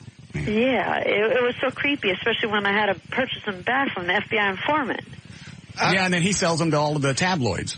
Oh, it's horrible. Tabloid it's TV. Embarrassing, because, I'm not the paranoid type, so I'm very free-speaking. Yeah, whatever. Were the wiretaps ruled inadmissible at your trial? Yeah, well, the FBI came now and said, we have them in our possession, but we never listened to them. So, I'll believe that for $1. So they were never introduced at your trial. I mean, they had no bearing on the jury's decision? No. Okay. What does that matter? Well, I was just curious, because she said that the wiretaps were illegal, but I'm just wondering how that impacted I think the whole federal case should have been thrown up on the basis of the wiretaps. Of course they listened to them. She had some guy call her on the phone and quoted something she'd said on the phone earlier that day or the night before. She wigs out. She goes, all right, come over. And he sells her like 3 videotapes with, all her phone conversations on. And she thought she was getting the only copies. I see. Next thing he knows. I knew that there more existed, but how was I going to prove it if I didn't have them? Right. Because, I had just been arrested and all that, and they would just think I was just some crazy nut job madam, Well. Maybe I might be anyway. Yeah. Right? But you seem sweet. So you're not married now? Not at the moment. If Ted Turner called, I'd consider it. Of course, now that he's available. Look at all that money. And he's good and old. Yes. And I cure his depression. Is he depressed? I guess so. That's what people tell me, that he's depressed. I know I am. Well, there's a little part about us as Dallas, a socialite in there. Well, perhaps you could come out and we'll go hang out. Yeah, that sounds nice. I ain't paying. You're so funny, and I'm not for free. I'm not. I would say I'm not a free hooker. Did really you have a lot of celebrities that would get pissed off because they expected the chicks expected to get paid? Oh, when they called me and they would say, I wouldn't haggle with anyone. As soon as someone haggled about price, I'd say call the Yellow Pages. I had so much business, I didn't have time to deal. Have my conversations with the vice cop when he breaks down. I don't know, he's a cop. Even on my website, you can click on and hear the cop calling me. You could just hear all the phone calls he made to me. I don't know who he is. I'm just trying to get off the phone. I just go, call me when you're in town. Call me when you're in town. Great, call me when you're in town. Well, I'm telling the cop, I break down my business. I'm saying that I'm the best there is in the entire world. I deal with 1% of the richest people there are, and this is what it costs. I'm not the only game in town, but you get what you pay for. 2 girls. What would a chick for the night cost? $1,500. Is that for the whole night or a few hours? No, it's a couple hours. Okay. But you're getting a dream girl.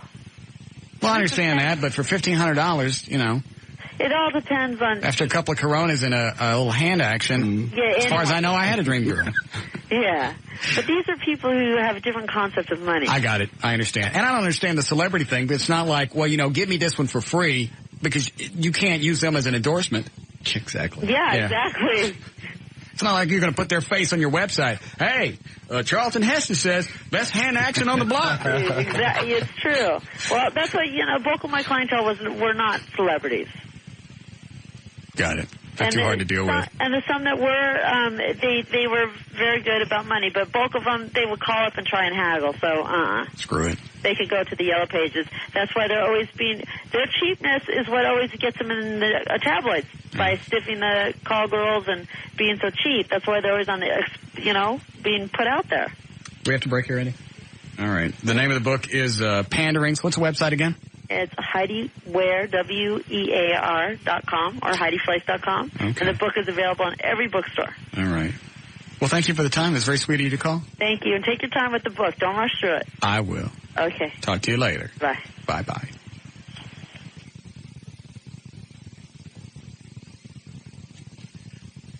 What? I just don't understand why none of the guys went down that were in this. Maybe you got to catch them. Got to catch them in the act. Maybe just because your name's written down in a book, I'm guessing that's the defense. Just because my name in somebody's book doesn't mean I ever did anything. That's true.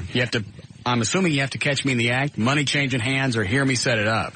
Yeah, it's a matter of proof. And from a prosecutorial standpoint, you want to go after the big dog, and she clearly was the person running the enterprise. But how stupid is that? Well, I agree. It's an idiotic. We sat down and went, hey, here's somebody making some money.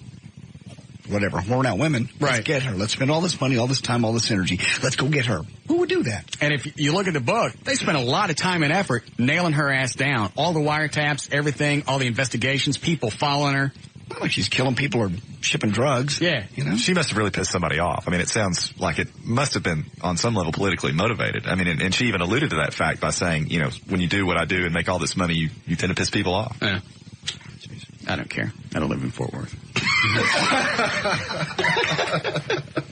You weren't listening an hour ago. You don't get what I just said. Screw you.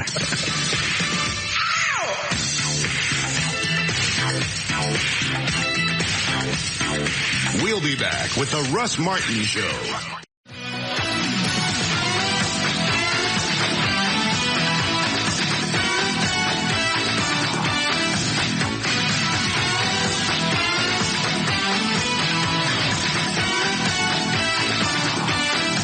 So nobody told him there was a hose?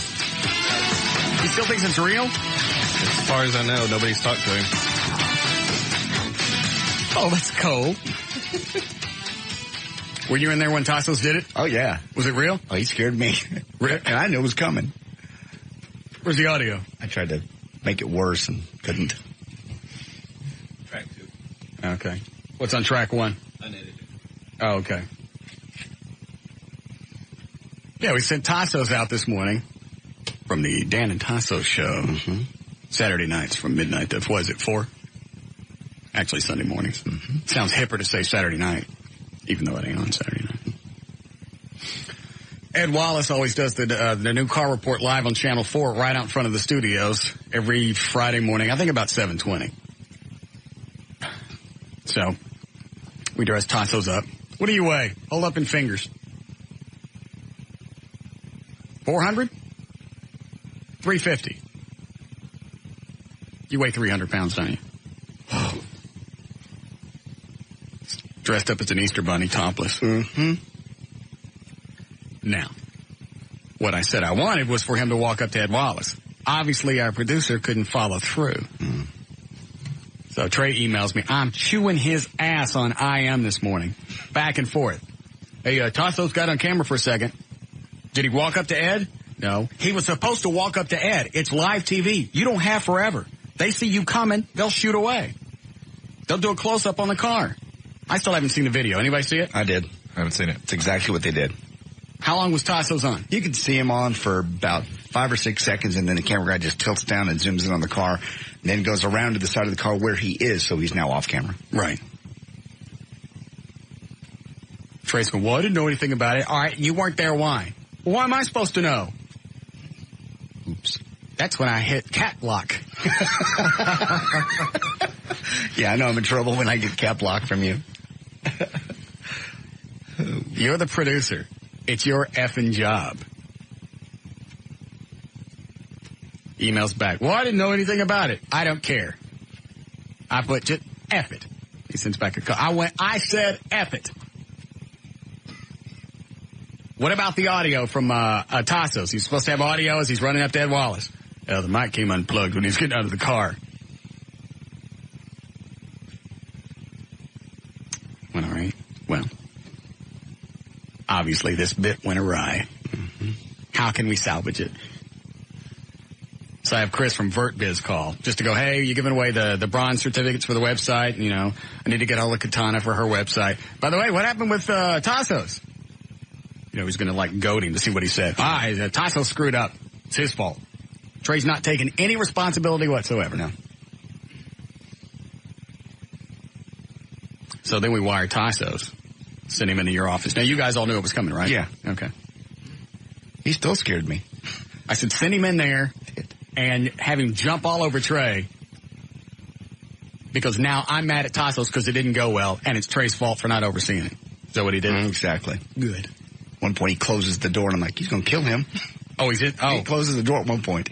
He started screaming, and I finally go, I said, you calm down. He slammed the door, and he goes, I'll calm down when I want to, or something like that. What did Trey do? Trey just kind of sat there, sort of listened. He took it very calmly. Well, what are you going to do? You got a 300-pound man in there. Between you and the door. Yeah. Yeah. You're going to jump? You're going to bow up? Yeah. Well, it is his office.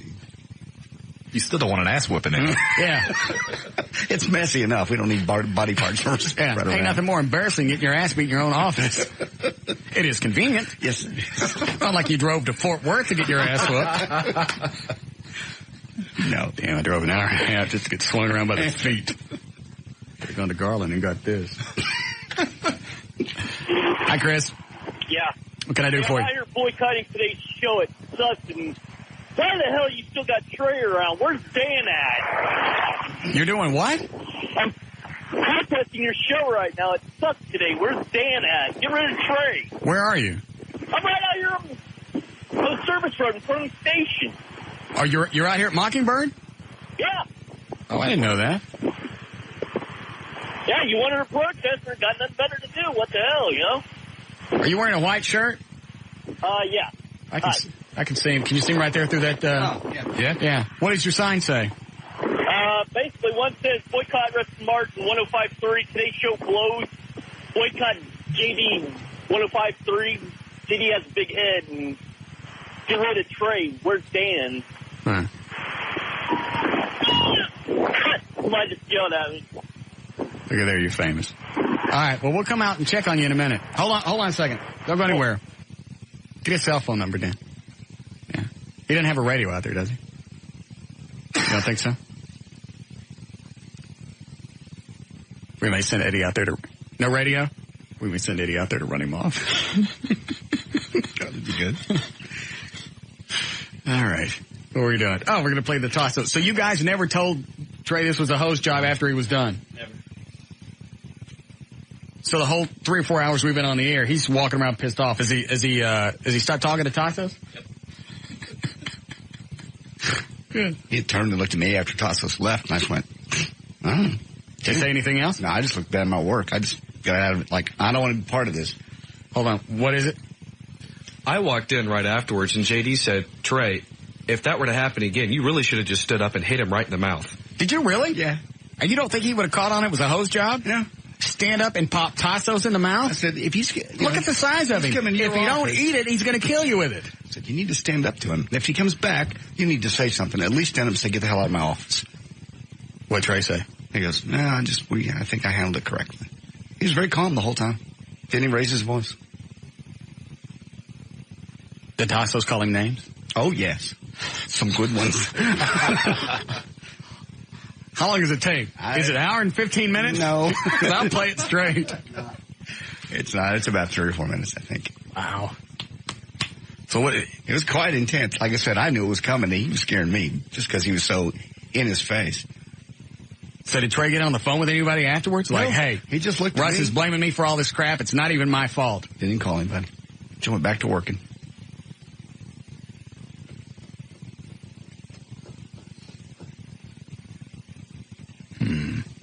All right, then here we go. We didn't know you had? We did one. Did we? 3:30. I'm really anxious to hear this tape, but I sure like to hear some news.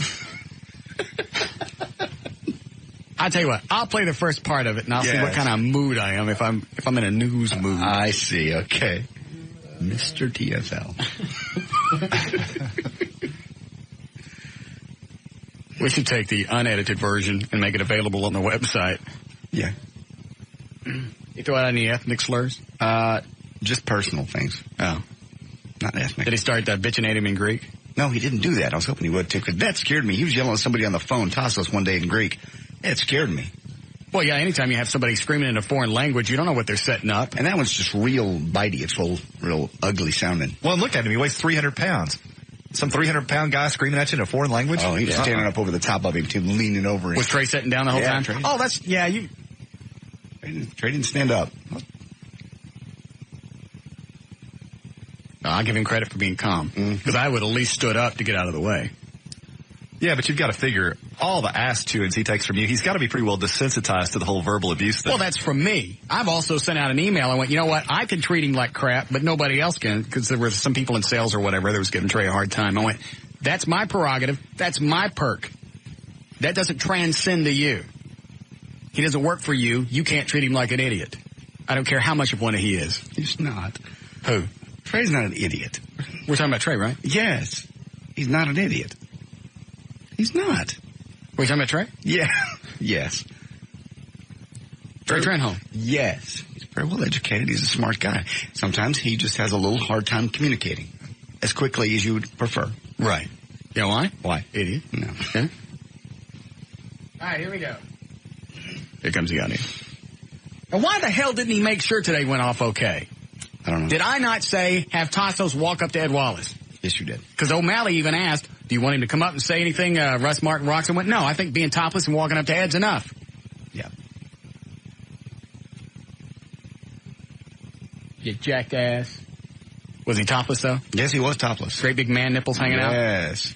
A big topless bunny rabbit coming up behind a brand new car on the street. Did Ed Wallace say anything? Not a word. Come here, Tassos. Because I don't know if, did security go after him at all? Oh, they did? What are they going to do? Yeah. That was all off camera. If that happened. I know, but I'd like to know what they were saying. What did security say to you? They kept telling me to leave the premise because it was private property. Were you on the sidewalk? I walked right up behind the car at first. But see, he could have stayed on the sidewalk because they can't say crap about that. Yep. Yeah.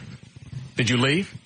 I turned right around. Well, I was trying not to leave as fast as he wanted me to. I kept telling him, why should I leave? He goes, I'm security. You have to leave. Oh, is he foreign? Oh, yeah, a little Hispanic guy. Threw him down. He's like, this is private property. You have to leave. I'm like, where'd you learn that in security school? Getting dissed by a bunny rabbit. Yeah. A half-naked man with his great big hairy man teats hanging out. What are you going to do? What are you going to do? You suck one of these? Hey, you suck one of these? I'll go. Huh? Yeah, I looked around for grass clippings, but there was concrete everywhere. I couldn't find any. You were looking for grass clippings to distract them. I don't get it. Never mind. Leave the studio. All right. Thanks. I listen from outside now. At least he leaves. Yes. All right, here we go. Ready? Yes, I am. It's queuing up.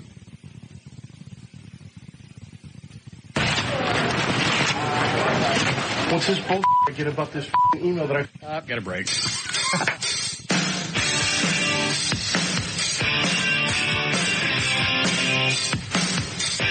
We'll be back with the Russ Martin Show. Call Russ now at 214-787-1053.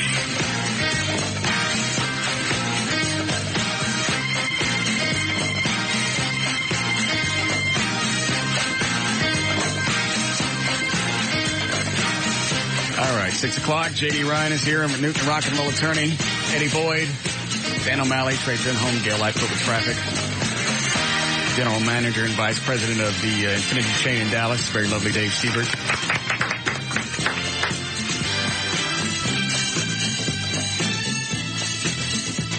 Why do you come in here and taunt me?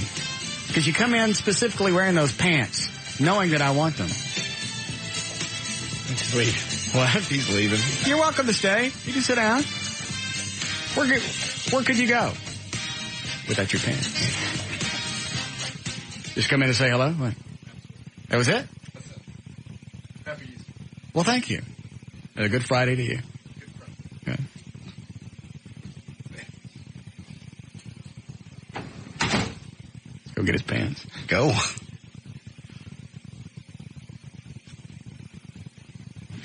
Oh, Jesus. Oh, the door open.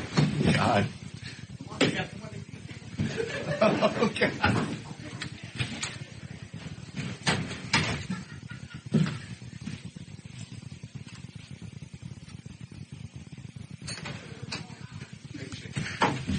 What are you doing standing over here?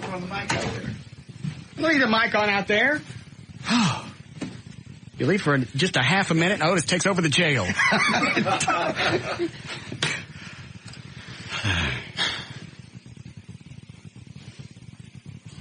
He's wiry. Mm-hmm. But he's cute. Yes, he is. And he loves you. I think I'm going to turn this in a different direction. Okay. I'm going to start sending him flowers and leaving notes. Okay. What's that going to do? Get me in his pants? Oh. No. What do you normally do that for? No. Who else could say they've banged other than his wife? Who else say they got them some Seabird? No, you're not going to do that. What I'm going to get? I'm going to get some of his mangina. No. No, you're not. Mm-mm. Ain't going to happen. Mm-hmm. No. All right. Ready to do news? Yes. Okay. The breaking news. What's the breaking news we got? Apparently they've arrested Lacey Peterson's husband. I don't have the details. But he's been arrested. Yeah, they said police announced a significant change today in the search for Lacey Peterson, whose case returned in the spotlight. They found the body, you know that, woman and baby. Modesto police say they've been working 24/7 in the DNA laboratory to figure out if it's her, and then apparently something's broken just in the last few minutes, and they've arrested him. Okay. Big press conference at 8 Central. Tonight? Yes. Correct. Oh, cool.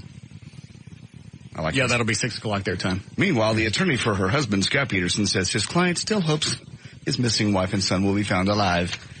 I'll bet he does. Well, they still haven't finished the DNA test on the body. That we know of. No. They must have some kind of evidence. Yeah, I kind of doubt they're just guessing. I mean, certainly they have something substantial or they wouldn't have arrested him. He's been freaky through this whole ordeal. Very. I mean, I'd go out of my way to probably be like a recluse for a while. If I did it. Sure. And I knew everybody was watching me. Didn't he take a trip somewhere? I don't know. I think so. Yeah. But you look for motive and opportunity in crimes like that, and the spouse is always the most likely candidate. Well, how amazing. She vanishes not long after finding out he had an affair. Yeah. Oh, sure. It all fits together. She's pregnant, about to give birth. All right. Oh, we're going to do the Tassos thing. What do we do first? Do we do this? The Tassos thing.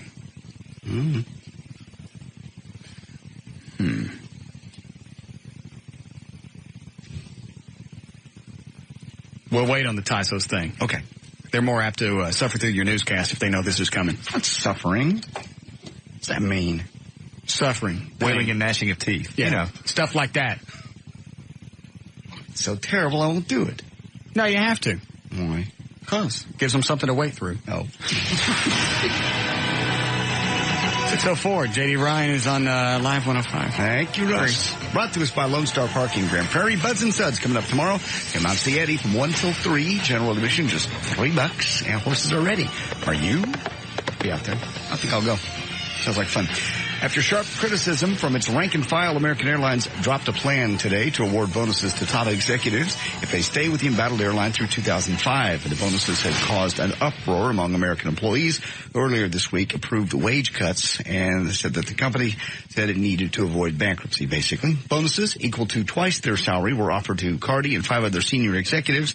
A 7th manager was offered a bonus of 1.5 times his salary if he stayed through, once again, 2005. Employees complained about the bonuses, which were approved last year, but only disclosed this week after union workers voted to cut their own pay by 15.6% to 23% to avoid the layoffs. So why are they pissed off that management gets to keep their bonuses? They're saying you're asking us to you're not giving us any bonuses in 2006. We're the ones out here working. Why do you guys get to keep your 2 times your salary as a bonus? Because they're having to run the whole company. So are the pilots. So? They're having the pilots aren't running the whole company. They're just running the plane. They're flying the airplanes. Hold on a second. They're not flying all of them. The pilots Hold are. on, hold. Yes, Chris? Hey, Russ, the show still sucks today. So you still out in front of the building protesting? Yeah, I am. Why not a rocket ship? Why don't you put Trey out here and put him out on... Trey's going to get him. Eddie's going to get him right now. Okay. I don't have time to do all of that. You don't enjoy the show? Flip on the wolf. Hey, the wolf sucks even worse. Well, then go protest them. Ah, come on, Russ. Why don't you get out here and protest with me? You even admit the show sucks. I got no time to mess with you. Sure you do. Come on, Russ. You know it sucks. How long are you going to stand out there? How long are you going to stay in there and not come out and protest with me? I'm not protesting with you. Today's show sucks. Well, then don't listen to it. Well, fire Trey and hire Dan back, and the show won't suck anymore. I don't want Dan back. Well, fine. Get the rocket chair out, then. How long does it take for him to get out there? How about some 911 calls? Come on, the show sucks. Good one. Swell. Should have taken the real gun. Yes. Eddie went out there with a box of fireworks. Well, that blew. Tell him to get lost. Can get a good protest. Yeah. All right, go ahead. Black guy would have screamed. Yeah, he would have, at least. An Arlington, Texas manufacturer may indirectly help capture Saddam Hussein. The Liberty Playing Card Company got to work following a news conference at which a Central Command spokesman unveiled dummy playing cards to help soldiers identify suspects in Iraq. So why is it they can't keep their bonuses? If you're asking everybody else to cut back... That way you get to keep your bonus. Then corporate needs to cut back. Why? Because they do. If all the employees are cutting back, that leaves your bonus for you. Why should you suffer? If everybody on the lower level that's having a hard time making, and you know this, having a hard time making the salary week to week, is having to suffer, then management needs to suffer. They're the ones that got the airline in the trouble that it's in. No, that's not what got the airline in trouble. What did the economy? It was the attacks on September 11th. They were in trouble. It was long war before the war. No, they yes, were. They American Airlines wasn't. They should get to keep they should get to keep their bonuses. They worked hard and long for those bonuses. So do those pilots. No, they worked long. They don't work long and hard for those salaries. They're not running an entire company. They're flying a multi-million-dollar airplane. They're just flying one of them. How many hours a week can a pilot work maximum under the FAA guidelines? That's got nothing to do with it. Oh, absolutely it does. You have these higher-ups that are working many, many hours a week. How many hours? Yeah. How many hours can a pilot fly? 20. Okay. 20 hours a week. That doesn't count time You don't away. get a bonus for 20 hours. That doesn't count time away from your family. It doesn't count time at hotel. So what? You don't get extra money because you got a family that you're away from? 20 hours a week, and how much do those guys make? 6 figures. Oh, yeah. Break it down. Most of them. Let's just say it's $100,000. That's easy to figure. 20 hours a week? What is that? That's a lot of money. Okay, they have a very stressful job. And a stressful job for 20 hours a week. Why do they make that money? Because they earn it. Nobody gave them that job. They didn't win it in the lottery. All right, so they earn it. Yes. Okay. So they're being compensated fairly for everything. Okay, so why do they get bonuses? Management runs that entire company. They should get to keep the bonuses. And then they should be... They're the ones that drove this airline into the ground. No, they're not. Yes, who do you think made all the decisions? Terrorists did it. No, they didn't. Yes, they did. No. Yes, they did. Not make all these decisions. They made some. Terrorists caused the airline industry to crash. Absolutely. American was in trouble before the war. Southwest was not. Southwest still is doing a profit. How come it didn't affect Southwest? Because they don't fly farther. That doesn't make any sense. They're still big jet airplanes. Not different. The economy, no. They don't rely on overseas flights the way they're run, but no. Yeah. Thank you. They're run more efficiently. Always have been. They don't fly as far. They have run more efficiently. They don't fly overseas. They haven't been affected by international flights. Knowledge that Southwest Airlines is running more efficiently and better on a corporate level. That's why they deserve their bonuses, and the American Airlines people do not. Go ahead, Bobby. Hello. Yes, go ahead. Hey, Russ. Not the bonuses we're upset about, brother. It's the $50 million they put aside. I knew if we did this long enough, I'd finally get somebody pissed off. Bankruptcy, so that even if we go bankrupt, they can't get that money's not touched. I don't give a rat's ass. If these guys earn their bonuses, they deserve to get to keep them. They get to keep those bonuses. Watch. If they'd done their job, we wouldn't be in bankruptcy. They did their jobs. You still have an airline to work at. Yeah, they did their job. Do you still have an airline to work at? Do you still have an airline? Is American Airlines still in business? They deserve to keep those bonuses. I need help on this now. I got him pissed off. That's all I needed. Why would they? If you fire him, then who's going to run the company? Shoot, I'd take Crandall back in a heartbeat. Well, then go get Crandall. Where is he? Believe me, we've asked him. Well, then go get him. And he deserves a bonus, too. You don't deserve anything. I'm going to get protested, and I'm going to get a good group this time. I'm going to get American airline workers, because they'll go out and they'll do something. Yes, they will. They'll protest. You know that they got a good work ethic. They'll come over here and protest me for days. Yeah. Go ahead, John. Hey, by the way, if your staff had to take a pay cut, do you get to keep your bonus? Absolutely. It's in my contract. Okay. I just want to make sure that. Okay, thanks. But your bonus is based on performance. I don't care. They don't get to keep their bonuses. That's retarded. if these unions went ahead and ratified the agreement, right. I think they should give them a chance to revote. That's what they're doing right now. They're actually with lawyers saying, we believe the airline, well, like I said, it doesn't really matter now because they've pulled the bonuses from the executives. Well, that's not the point, though. Now you know you can't trust the executives because they were trying to make an end run around the employees. You ask all these people to cut back and you're going to have to fire a bunch. You don't get a perk for screwing up a company. Mm-hmm. Now that they've caught, though, they're going, we weren't going to keep those anyway. What? Line 8? Okay. Yes, Robert? Hey, Russ. Yes, sir. You know, I understand that you're trying to be a little jovial about what the pilots do and all that. And, JD, you're wrong. If you can fly 30 hours domestically, 32 hours internationally per week, and the reason they do that is for... It was funnier at 20. Yeah. Yeah, well... It went with the bit better at 20. If you followed along, then you got the whole thing. Anyway. And you really had no reason to be on the phone because it was all a hose job. But go ahead. I'll listen to what you got to say. No, I mean, you keep it up, and then, we're not going to let you on the airplane anymore. And that's going to hurt me how? I never fly American. Well, I didn't say I work for American. Well, whose plane are you not going to let me on? Well, mine. Well, what is yours? I'm not Robert's Airline? I'm not going to say the airline. Well, I don't care. What's the threat? You'll find out when you get there. Yeah. You going to be waiting for me at every flight, every gate, every day, every time a plane takes off? You're going to stand... Oh, don't hang up on me. What, are you tired from flying 20 hours a week? They really should go back and let everybody revote. I don't care if they pull the bonuses back. That was a hose job, and they need to go back and let them revote. I think the ground crew said they're not going to sign it. I guess that's the last union. Yeah, mechanics. Mechanics. I don't know. There's one more left that said, we ain't signing it now. We don't know how in good faith we can. I don't blame them. It's like I said a few days ago. The CEO, a lot of bigwigs said they're taking a pay cut. Well, if you're making $8-9 million a year and you take a 30% pay cut, whoop-de-doo. So what? Yeah. But if you're making $20,000-$30,000 a year and you have to take a 30%, that's a big deal. No, I wouldn't trust them now. Mm. And who yanked the bonuses? Oh, the airline themselves, the corporation said, we're not going to do that. That was a bad idea. We weren't going to take it anyway. No. It was just, we forgot to, it was left it on the, It's a typo. Yeah, that ain't ours. It's not my money.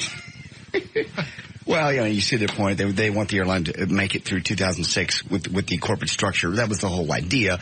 If you guys stay with us through this rough time, here's a little carrot. But they ought to do that to everybody then. Yeah. Pilots and flight attendants and everybody. Or you take whatever bonus they were supposed to get, you extract that and use that to keep some of the employees they were going to have to let go. Well, right. They don't have the kind of money to be throwing around right now to be giving these guys gravy on top of what they're already making. No. Yes, Chris? Yeah. Russ, let's bring this to home. I mean, think about it. If Bob Bob gets his bonus and you don't get your bonus, I mean, are you going to be pissed that Bob gets his and you don't get yours? Screw your contract. What are you talking about? I'm talking about forget the fact that the airlines aren't going to get theirs. The pilots aren't going to get theirs. The management does not deserve to get theirs. We already said that. No, you agree. No, Chris, pull your head out of your ass and follow the program. Oh, I'm there. No, you're not. I'm there. No, you're not. There. No. You don't think the management should get their bonus? Oh, yes, then you are with the program. No, I don't think they should get their bonus. No, they should get their bonus. No, they shouldn't. If you've got a company that it's dangerously close to going over the edge and shutting down, you take away the perks and you do everything you can to salvage that company and keep as many people working as possible. You don't get no stinking bonus. No, well, I do apologize. You were up with the show, but you're still an idiot. Well, bonuses are rewards when things are going well. Yeah, if you're going into bankruptcy, you don't get a reward for screwing a company up. Mm-mm. Unless I'm just missing a piece of the puzzle. No. Obviously, I'm not if the airline yanked the bonuses. Yeah. Said, hey, this isn't a good idea. They got caught, basically. I'd let them all go back and revote. I don't care if they got them yanked or not.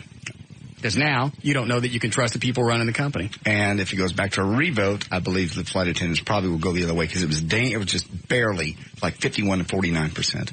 But the pilots were like overwhelming majority, right? They were 60-40 or 70-30, something like that. Yeah, but I think it was like 10,000 to 9,000 something for the flight attendants. Very, very close. Very, very close. And they even said they think the airline went in and manipulated the numbers toward the end. Why? Some of the flight attendants did. I don't know. Is that why they did the revote? they gave them an extension. They never revoted.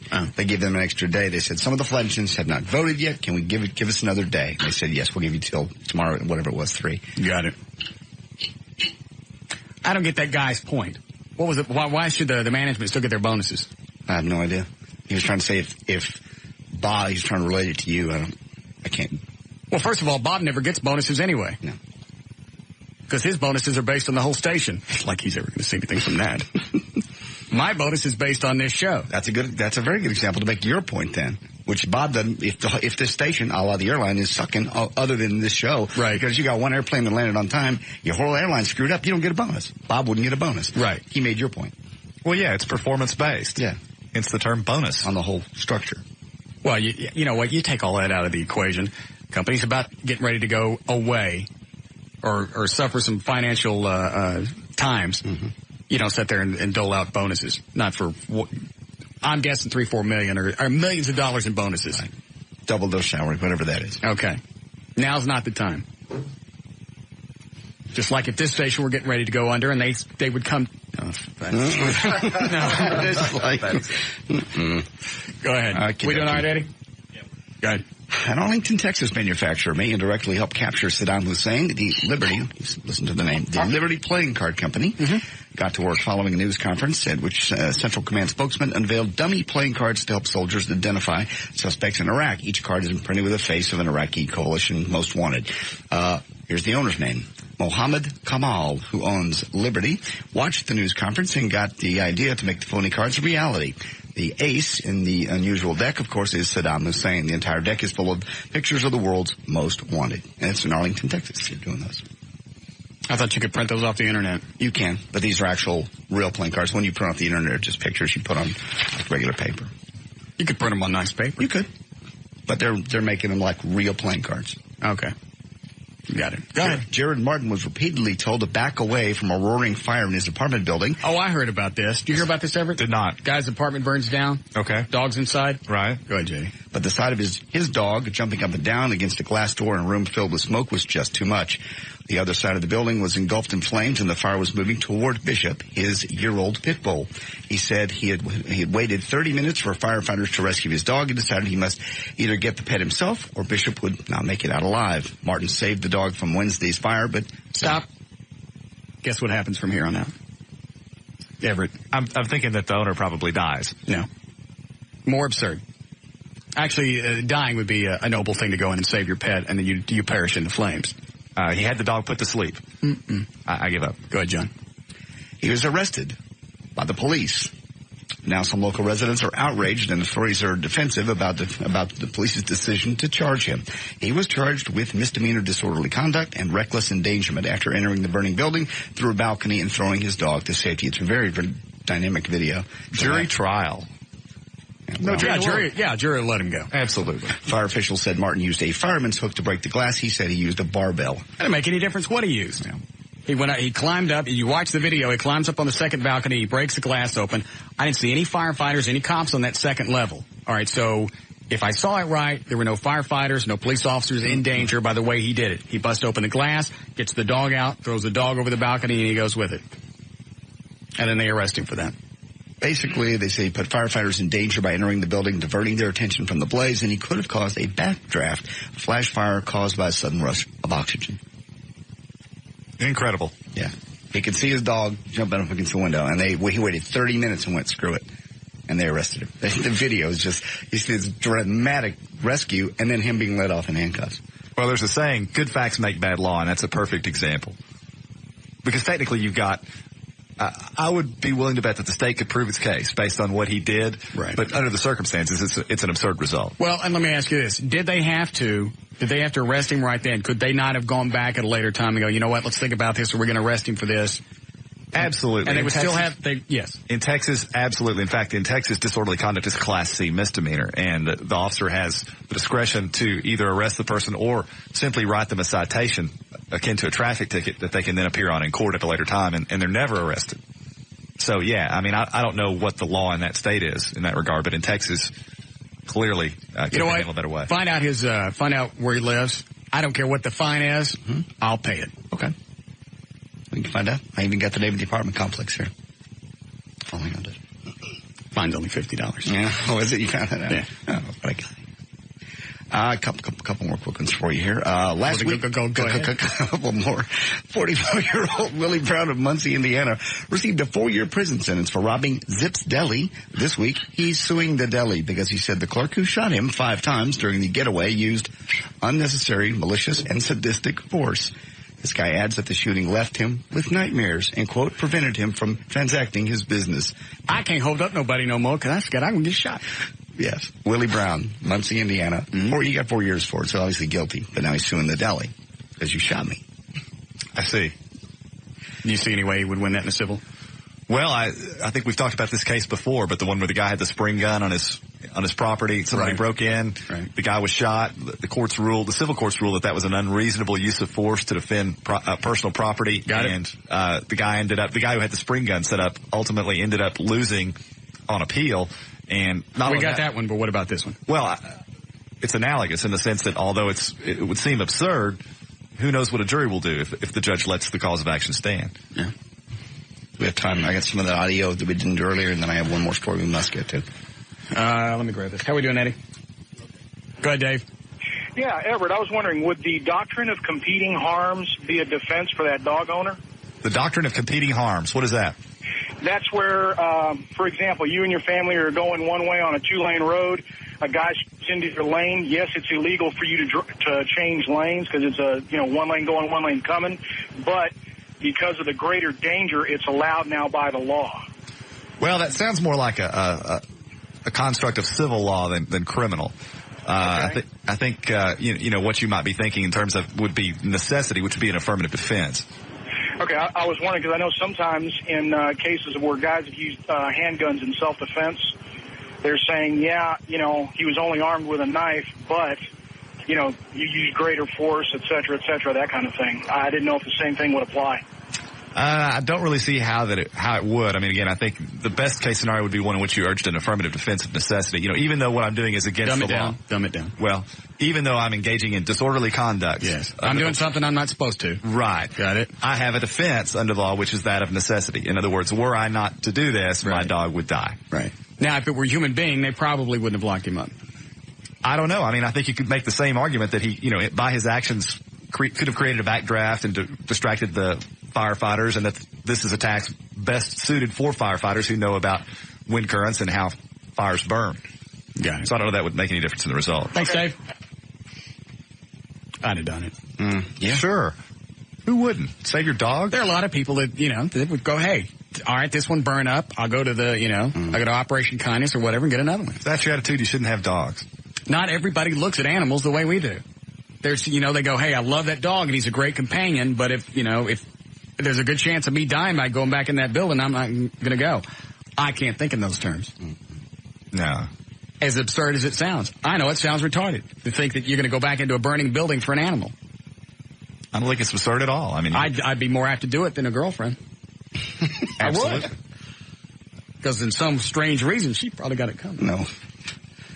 This is off that website we were talking about earlier where they have William Shatner singing and Jerry Springer doing a song and Uhura from Star Trek singing the theme. These are outtakes, actually.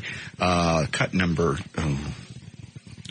3 and 4. No, those are the bad ones. Very end, I believe it's 12 and 13. All right, go ahead. Cut number 12 should be Barry White doing a public service announcement. Hi, this is Barry White. Please join me on Friday, Saturday, and Sunday for the first thing. I'm cutting a stop, Tony. Jesus. Hi, this is Barry White, and Paul Quinn College cordially invite you to a weekend in Texas on Friday, Saturday, one more time. Do it over.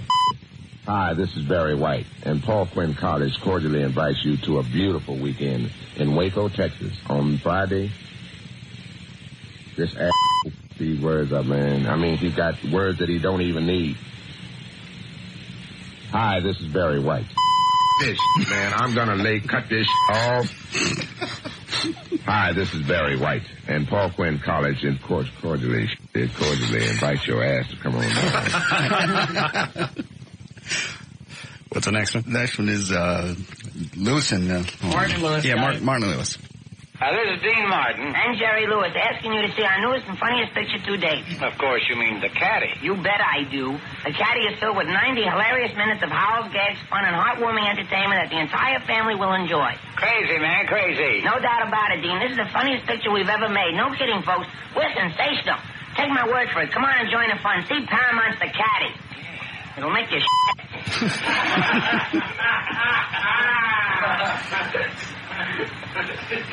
Cut out make.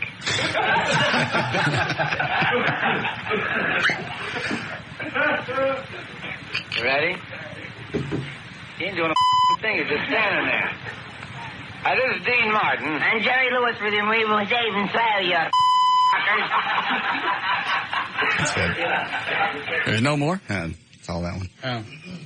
All right. That was lovely. That's a funny website. Good. Tons of stuff on it. And finally, out of Arlington, Texas, the University of Texas at Arlington, a car struck a campus apartment building on West Mitchell Street on Thursday evening after the driver lost control by avoiding a collision with another vehicle. A woman was asleep in a room and the car smashed into a wall next to her bed. She said, "We heard a loud bang and we went and saw a car had come through the wall." The driver of the Honda Accord, Duck Fan, said he was traveling westbound on Mitchell when he swerved to avoid a car turning left and going north. His car spun around several times before it hit the apartments. The vehicle missed hitting a natural gas line by 6 feet. Duck Fan was fine. I don't know what it is. I don't know if it's just training or they got rotten peripheral. I don't know. No. Asians can't drive. They can't. I'm not even making it up. I know you're not. Just yesterday coming in, getting off at O'Connor at 183. I'm coming toward the station. I see this car suddenly from the middle lane swerve, turn sideways in the road, and then go ahead and make the exit. I looked up. There was an Oriental woman. For anyone that has any doubt, you know the place to go eat lunch, right? Yeah. In fact, that's one of the first times I noticed it because everybody goes, all right, we're going into this Asian restaurant thing. Be careful when you pull in the parking lot because it's full of the Asians and they can't drive. As soon as we pull in, one of them almost nails us coming straight off the edge of the street. Right on cue. Yeah. It was You might enjoy that. All right, guys. And information brought to us by Lone Star Park in Grand Prairie. Buds and Suds tomorrow with Eddie Boyd. He'll be there 1 to 3. $3 to get in. The horses are ready. Are you? I'm J.D. Ryan on Live 105.3, The Talk That Rocks, Texas.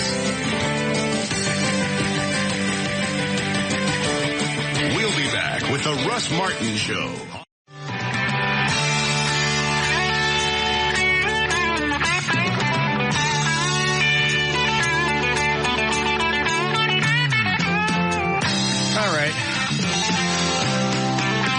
We have Rock and Roll Jeopardy. How come you don't have the buzzer up?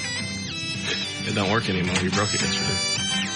I didn't break it. You did. You smacked it. Every single time. You beat it about 9 times. It stopped working. No. It stopped working. You broke it. It's only a little mouse and you were going... So you could be in first. First of all, it wasn't working right. It wasn't. There were many times that I was first and it didn't work right. Because you would beat it. No. Even Eddie saw it one time. Yes. See? I hit it. It didn't go off. Because you probably had broken it at that point. No. I didn't start hitting it harder until it stopped working. You always hit it hard. Because you want to be first. No. That's okay. I'm sure Rex will come up and fix it. The guy that built it. Yeah, what happened to Rex? I haven't seen or heard from him. Is that the guy with half his brain gone? That would be the one.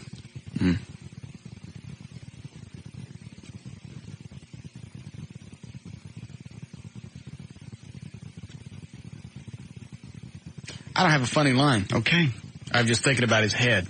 Thinking about his brain. Maybe when it spun around to the good side, he'd remember to come in. No. But that doesn't work. No. He's a very nice gentleman. Made us that nice little thing for free. I understand. Buzzers. It's worked for a long time. Yeah. We got our use out of it. You abused it. I didn't abuse it. Now we have no way to do it. We can go back the way we used to do it. Okay. Gail? Yes. Oh, I thought you were already gone. Yeah. I tried. Well, I said after 6:15, you could if we're still jacking around, you can go. Well, I know, but I called at 6:15. I said, "Do you think you'll come to me?" And he said, "Yes." Oh. Well, you can always call from your car. I don't care. Well, yeah, but then I couldn't read the sponsor and drive at the same time. Well, then go ahead and give me what you got. All right. Traffic is brought to you by Blockbuster. Eastbound I-30 at Jim Miller. Left lane's blocked. Traffic's backed up into downtown. In Grand Prairie, eastbound I-30 Tom Landry at Beltline, there's a wreck. And in Plano, on northbound 75 at Spring Creek Parkway, there's a stalled truck in the center lane, and that's why you're all stacked up. And it's also brought to you by that big old Texas lottery. People all over are playing and winning Lotto Texas every Wednesday and Saturday. So how about you? Somebody's buying a winning ticket right now. The jackpot is at $29 million. Pick your numbers today. And I hope you have a glorious Easter. And I'll email you the address where we're going to be, Russ, if you really want to come join us. Yes, if you would, please. I will. That'll be great. I'll do that then. Okay. It's in the Grove. I know. Okay, then. I'll do that. Okay. And I'm Gail Lightfoot on Live 105.3, The Talk that Rocks Texas. All right. Bye-bye. Bye. Okay. You ain't going. Not a chance. I'm scared. Why? Boogada. What does that mean? Nothing. Boogada? Or boogity. Okay. 65 for the low tonight. Scattered storms coming in. Going to rain. It could be strong storms tomorrow. 81 degrees for the high. A little cooler, though. Sunday looks beautiful. 77 and sunny. We have, it is... Make it up. 77 degrees. Good enough. Currently at Live 105.3, The Talk That Rocks, Texas. All right. Yes. Everett? You caught me unawares. The rule is if you don't have to be in here, get up and air your ass out outside the studio. It was your second boogada. It was not. What, did you giggle and slip one out? Pretty much.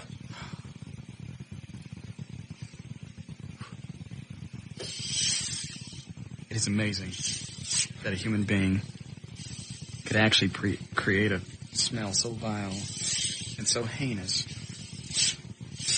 that you would want to reveal military secrets to the enemy. Thank you. I just used one side. I don't care. About to say something? John? No. You have a look on your face. All right. I was researching the Lacey Peterson story to see if anything's changed. Other than him being arrested, nothing. All right. So the husband's been arrested, yes. And they haven't said anything else. There's a press conference in about an hour and 20 minutes. Correct. They didn't say there was some sort of compelling new development that led to the arrest. Today. Probably found her head someplace. Could be. Legs were gone, head was gone. Yes.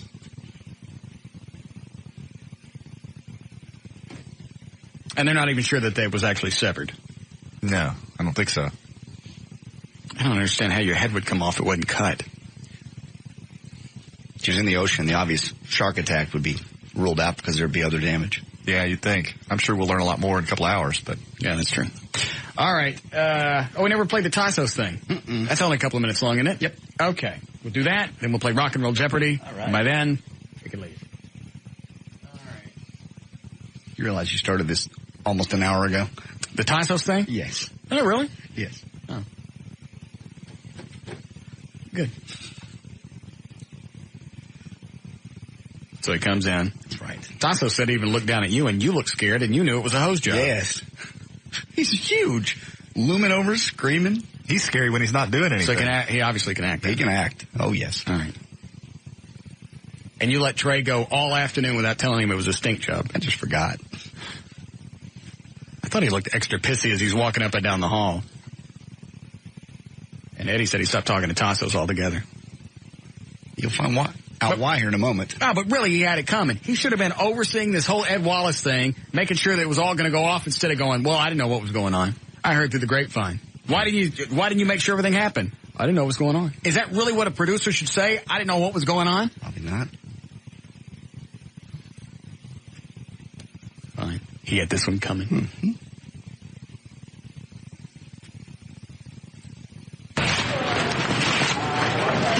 What's this bull I get about this email that I this bit up? Excuse me? I got an email from Russ saying he's not going to support the show anymore. He's not going to even mention our names anymore on the air because I this bit up. If I'm not mistaken, producer of the Russ Martin Show in charge of the bit should be telling me what the hell I'm supposed to be doing. Wow. Yeah. It gets worse. Good. Oh, yeah. We haven't got to name calling yet. Oh. Does he drop it on him? Which one? A lot of them. Several. Did he drop this one? Oh, no. Oh, didn't do that one. Oh, that'd have been funny because he's really quiet. Yeah. Yeah, the irony would have been unmistakable. Yeah. That would have been good.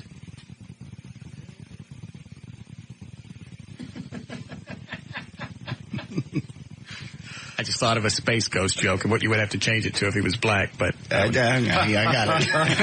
Anybody else get it? I got it. Yeah. Good. Then I don't have to say it. No. That's a good one, though, isn't it? Go on. Hey. Any guy. All right. No, JD, I'm sorry. No disrespect, but there's no talent hack that know what the hell he's doing. How the hell do you go from doing real estate to being producer of a major market #1 afternoon show? I have no idea. Can you relax? No, I'm a little pissed off because now, for the... All right, you guys have it. We're the only show in this building that gets support from Russ. And now I've lost that. And why? Because he doesn't know what the hell to do, what he's doing. We own me. We own it. So what is this that I get from Russ? Tassos, I didn't know what was going on. Producer of the show didn't know what's going on. Yeah. That big slamming door, that was the door slamming a minute ago. Good. I thought you and Russ had talked. Russ told me 2 words. Go out to Fox 4, go do this blah, blah, blah, blah. That's all I get.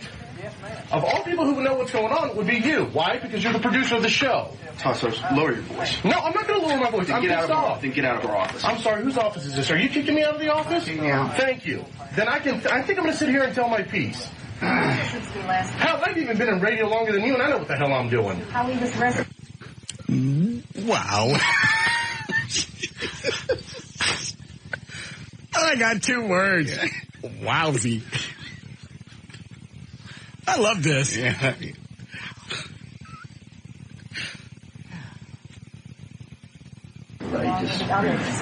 We learned, among other things, that his fellow... Are you going to say anything, or are you going to... And he's really buying it. Oh, absolutely. Really? I knew it was coming, and I was buying it. I mean, you get that nervous. Well, I just wondered if Trey was calm through the whole thing because he saw that it was a hoax. No, he didn't. Because this is really... I saw it on his face. Okay. It was that, I don't know whether to run or cry or do what. I don't know what to do right now. Well, I'm sure it was going through his mind this could be a hoax. I don't think so. Not by the look on his face. Of everything that goes on in this building? It was very convincing. He was over the top of him and angry. And he sort of had a reason to be in a way.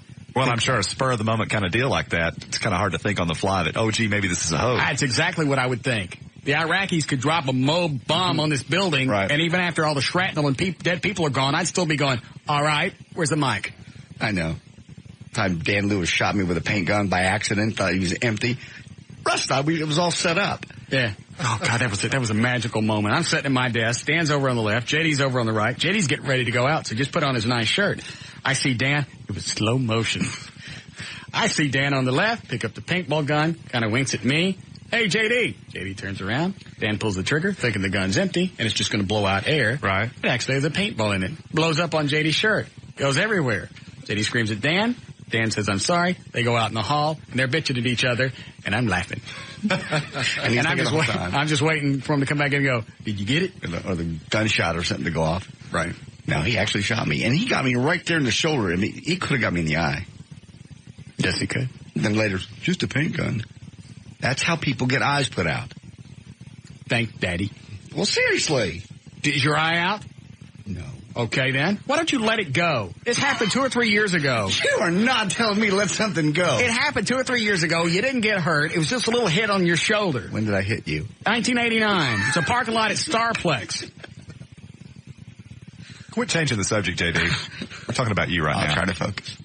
Right in front of the limo. You're right. Exactly. Right by the ticket booth. You're correct. You hit me. I did. I'm sorry. And I apologized. You didn't even remember until I told you. That's not the point. Yeah, I wasn't even looking when you hit me. You think you could just hit people and just apologize and everything's okay? I didn't hit him that hard. Somebody did. No, I didn't. And that's an excuse? Yes. All right, here we go. Let's sit there and let your nipples get pink. Oh, he's got to know this is a stink job now. I don't think so. You sit there and let your nipples get pink? Back it up a little bit. Oh, you're right. I probably missed something. Just... Thank you. Then I think I'm going to sit here and tell my piece. Hell, I've even been in radio longer than you, and I know what the hell I'm doing. How he was arrested along with the others. We learned, among other things, that his fellow... Are you going to say anything, or are you going to sit there and let your nipples get pink? Stuck his head out the window of the building and said, I'm an American. This, with some other things... No, I'm not. Well, then tell me something. Tell me why I'm getting this email from Russ. I learned that I'll talk to Russ. Thank you. Talk to him. Explain to him that it's not my fault, but it's yours. Okay.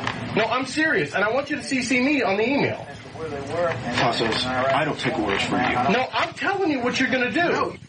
Yeah. Lousy. Yeah. It's ass-whooping time. Yeah. I give Trey credit. I'd have said yes. Absolutely. You're not. Yes, I am, Trey. You're not.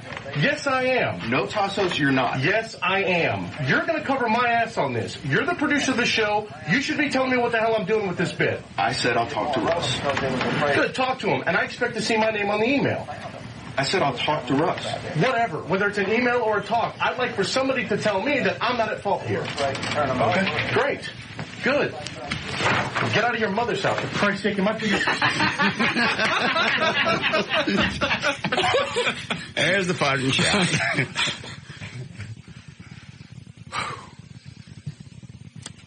Is there any more to this? I don't know where the mic was. I don't know if it was on him or in the office, because he and I didn't chit-chat for a moment. He looks at me like that, and I go, I don't know. So I stood up and hit him. So wasn't anything else on the audio, Dan? No, that's pretty much the end of it. You just hear him walking out of the office. Okay. Well, that was dandy. Yes. Glad I could hear that. Can we still play the game, Eddie? Can we take a quick break? Can we take a break? Yes, we can do that. All right, it's the Wango, the tango, We'll be back with the Russ Martin Show.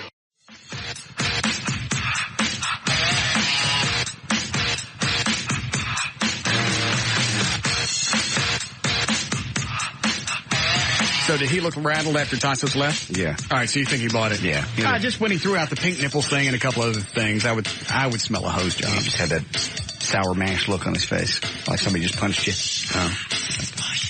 Well, and you probably don't want to risk that it might not be a bit, because you start bowing up and... Yeah, that's the last time you want to find out it's real. Yeah. Should have had him start flipping stuff over in the office. Yeah. I was going to say next time, but we'll have to wait a couple of weeks. Let him sleep. Yeah, so he forgets. All right. We got time to do a quick version, don't we, Eddie? Yeah, we do. All right. You got people lined up for Rock and Roll Jeopardy? All right. We don't have time to get Trey in here, so we'll just do the three of us really quick. All right. All right, here we go. It's time to play Rock and Roll Jeopardy! And here's your host, Russ Martin! All right.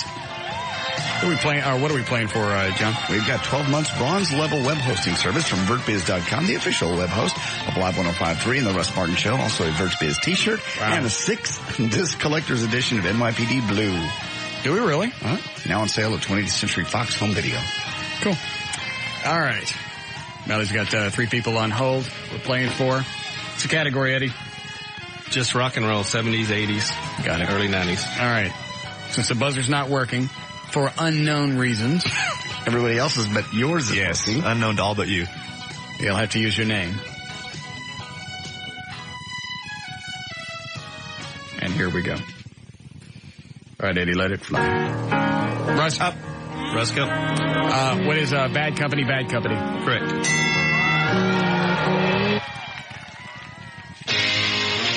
Russ. Everett. Russ, go. What is Heat of the Night, Survivor? Incorrect. Everett. What is Asia, Heat of the Moment? Correct.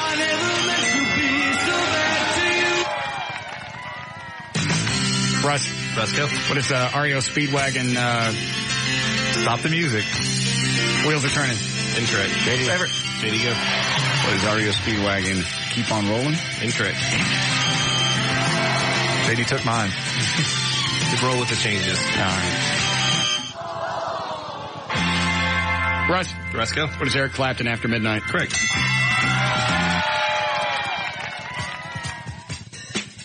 Russ. Everett. Russ, go. Go ahead, Everett. What is Steve Miller Band? Swingtown? Correct. Russ. Russ, go. What is No. Stop the music. What? You say your name before you even know. Everett. Everett, go. What is Sammy Hagar? Your love is driving me crazy. Correct.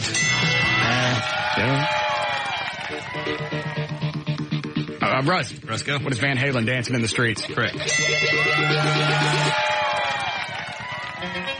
Russ. Everett. Russ, go. Got Everett. What is The Who? Teenage Wasteland. Incorrect. Russ. Russ, go. What is The Who? Bob O'Reilly. Correct. Russ. Russ, go. What is The Who? American Woman. Incorrect. Everett. Go. What is the Guess Who? American Woman. Russ. Everett. What are the Kinks? Lola. Correct. Russ. Russ, go. What is NXS? Devil Inside. Correct.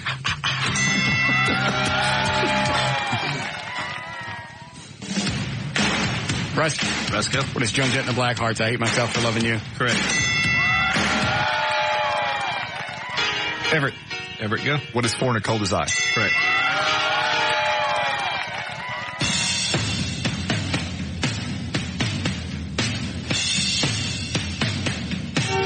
What Everett? Everett, go. Almost said your name. What is Eddie Money? Foolin'. JD. Right. Oh. JD, go. What is Eddie Money shaking? Correct. Russ. Russ, go. What is John Fogerty Centerfield? Correct. Russ. Russ, go. What is Viva Las Vegas by ZZ Top? Correct. Russ. Which one, Eddie? That's the top. Do it again. Right. Russ, go. It's Fat Bottom Girls by Queen. Correct. Jesus. Russ. Russ. No. Everett. What is Led Zeppelin Rock and Roll? Correct. Everett. Dead tie. Everett. Everett. Go ahead. What is Nazareth, Son of a Bitch? Incorrect. Russ. Russ, go. What is Nazareth, Hair of the Dog? Correct. What is Everett? Everett. I started first. What is Everett? Don't count. Yeah, it does. What? What is Golden Earring? Bullets a Bow. Russ. Correct. Russ. What is Golden Earring? Twilight Zone. Correct.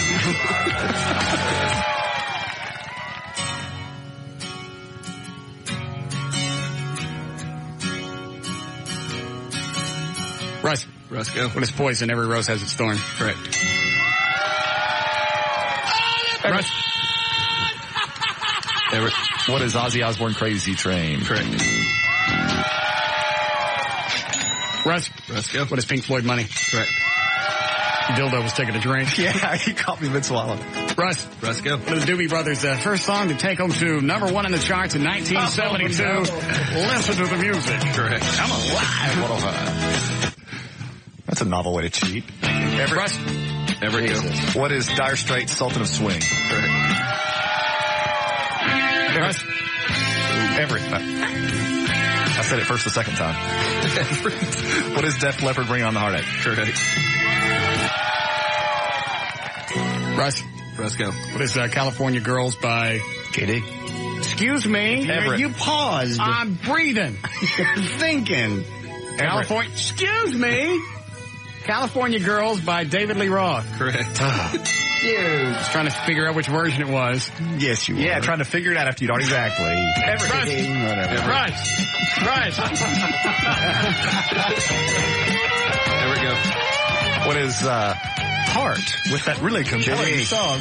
JD, go. What is Heart? What is Heart with Magic Man? Correct. How come Russ gets to do it? Everett. Everett, go. What is Leonard Skinner's Ooh That Smell? Correct. Yeah. You hear that, John? Leonard Skinner. I know that. I hear that. Not Lenny and Squiggy Skinner. I know that. No, obviously you don't. All I know is I'm expecting Leonard Skinner in this studio. Yeah. The door flies open and I get, hello.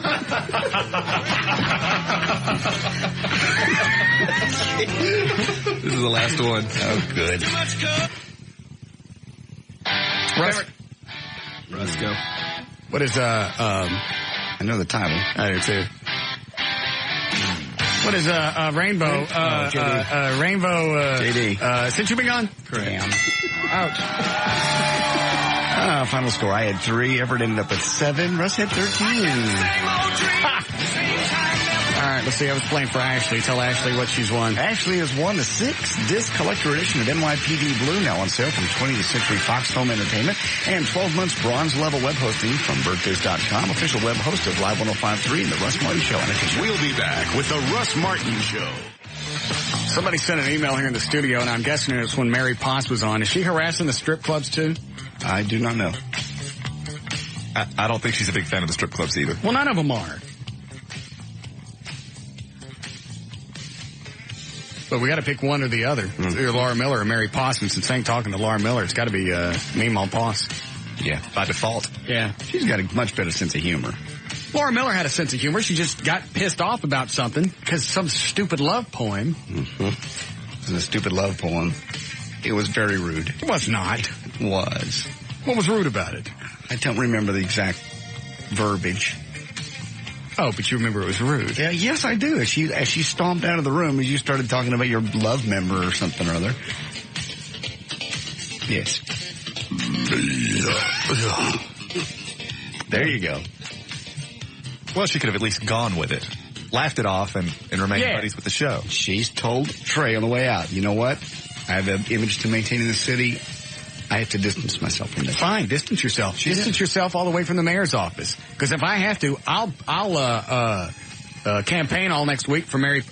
The elections are like next week, right? In the next 2 weeks from tomorrow. 2 weeks. All right. I'll campaign for the next 2 weeks just to make sure she gets elected. Yeah, you better campaign hard because is she that far behind? Yes. And Miller's just started doing the TV commercial. TV? Yeah. Yeah, she's going to get beat then.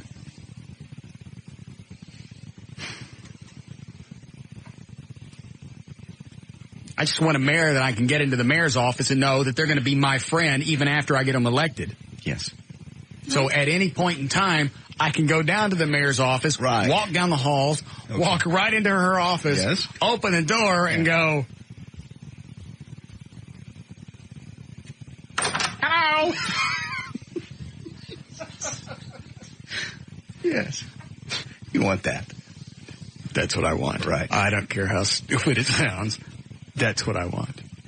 It's not asking too much. Mm-mm. All right. You ready with the plugs? Because we're late. Okay. I'll make them quick. Everett, you want to take those acoustic guitars home? Nobody wants them. It's Lenny Skinnerd. Nothing's going to happen with them. We can leave them up here and jam on them periodically if you want. We never play them. Yeah, y'all do. I don't even know if they're in tune. Yeah, we sit around and tootle on them up here when we're hanging out. I would like to hear Leonard. I'd like to hear Stairway to Heaven, please. Okay, I'll kind of make it up as I go. I don't really play that a lot, but sure, why not? As soon as he starts, you can do the plugs. Okay. We'd like to thank Baja Fresh Mexican Grill, Knox Park Village, 3003 Knox Street, for our wonderful food today. Thanks to Costume World for the bunny outfit, 13621 Inwood Road. Call them at 972-404-0584. They have a bunny costume big enough for Tassos. For more information about the Russ Martin Show, to email us for any details about the Police and Firefighters Foundation. It's russmartin.com. To instant email us during the show, go to studio@russmartin.com. For Trey, it's TreyTrenholm.com. Eddie on the World Wide Web is EddieBoyd.com. For myself, go to JohnDavidRyan.com. For law issues, contact Everett Newton at 214-823-LAWS, or you can go to DallasAttorney.com. Limousine service provided by George at Ultimate Limousines, 214-668-5363. To make a donation to adopt a pet, go to OperationKindness.org. Call 972-418-PAWS. And finally, the official site for the Talk That Rocks is Live1053.com.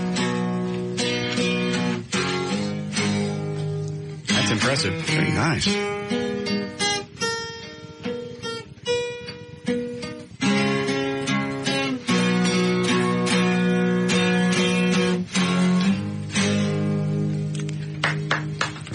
Can I get some fresh tostadas, please? Yes. All right, we'll see you guys Monday. Have a good one.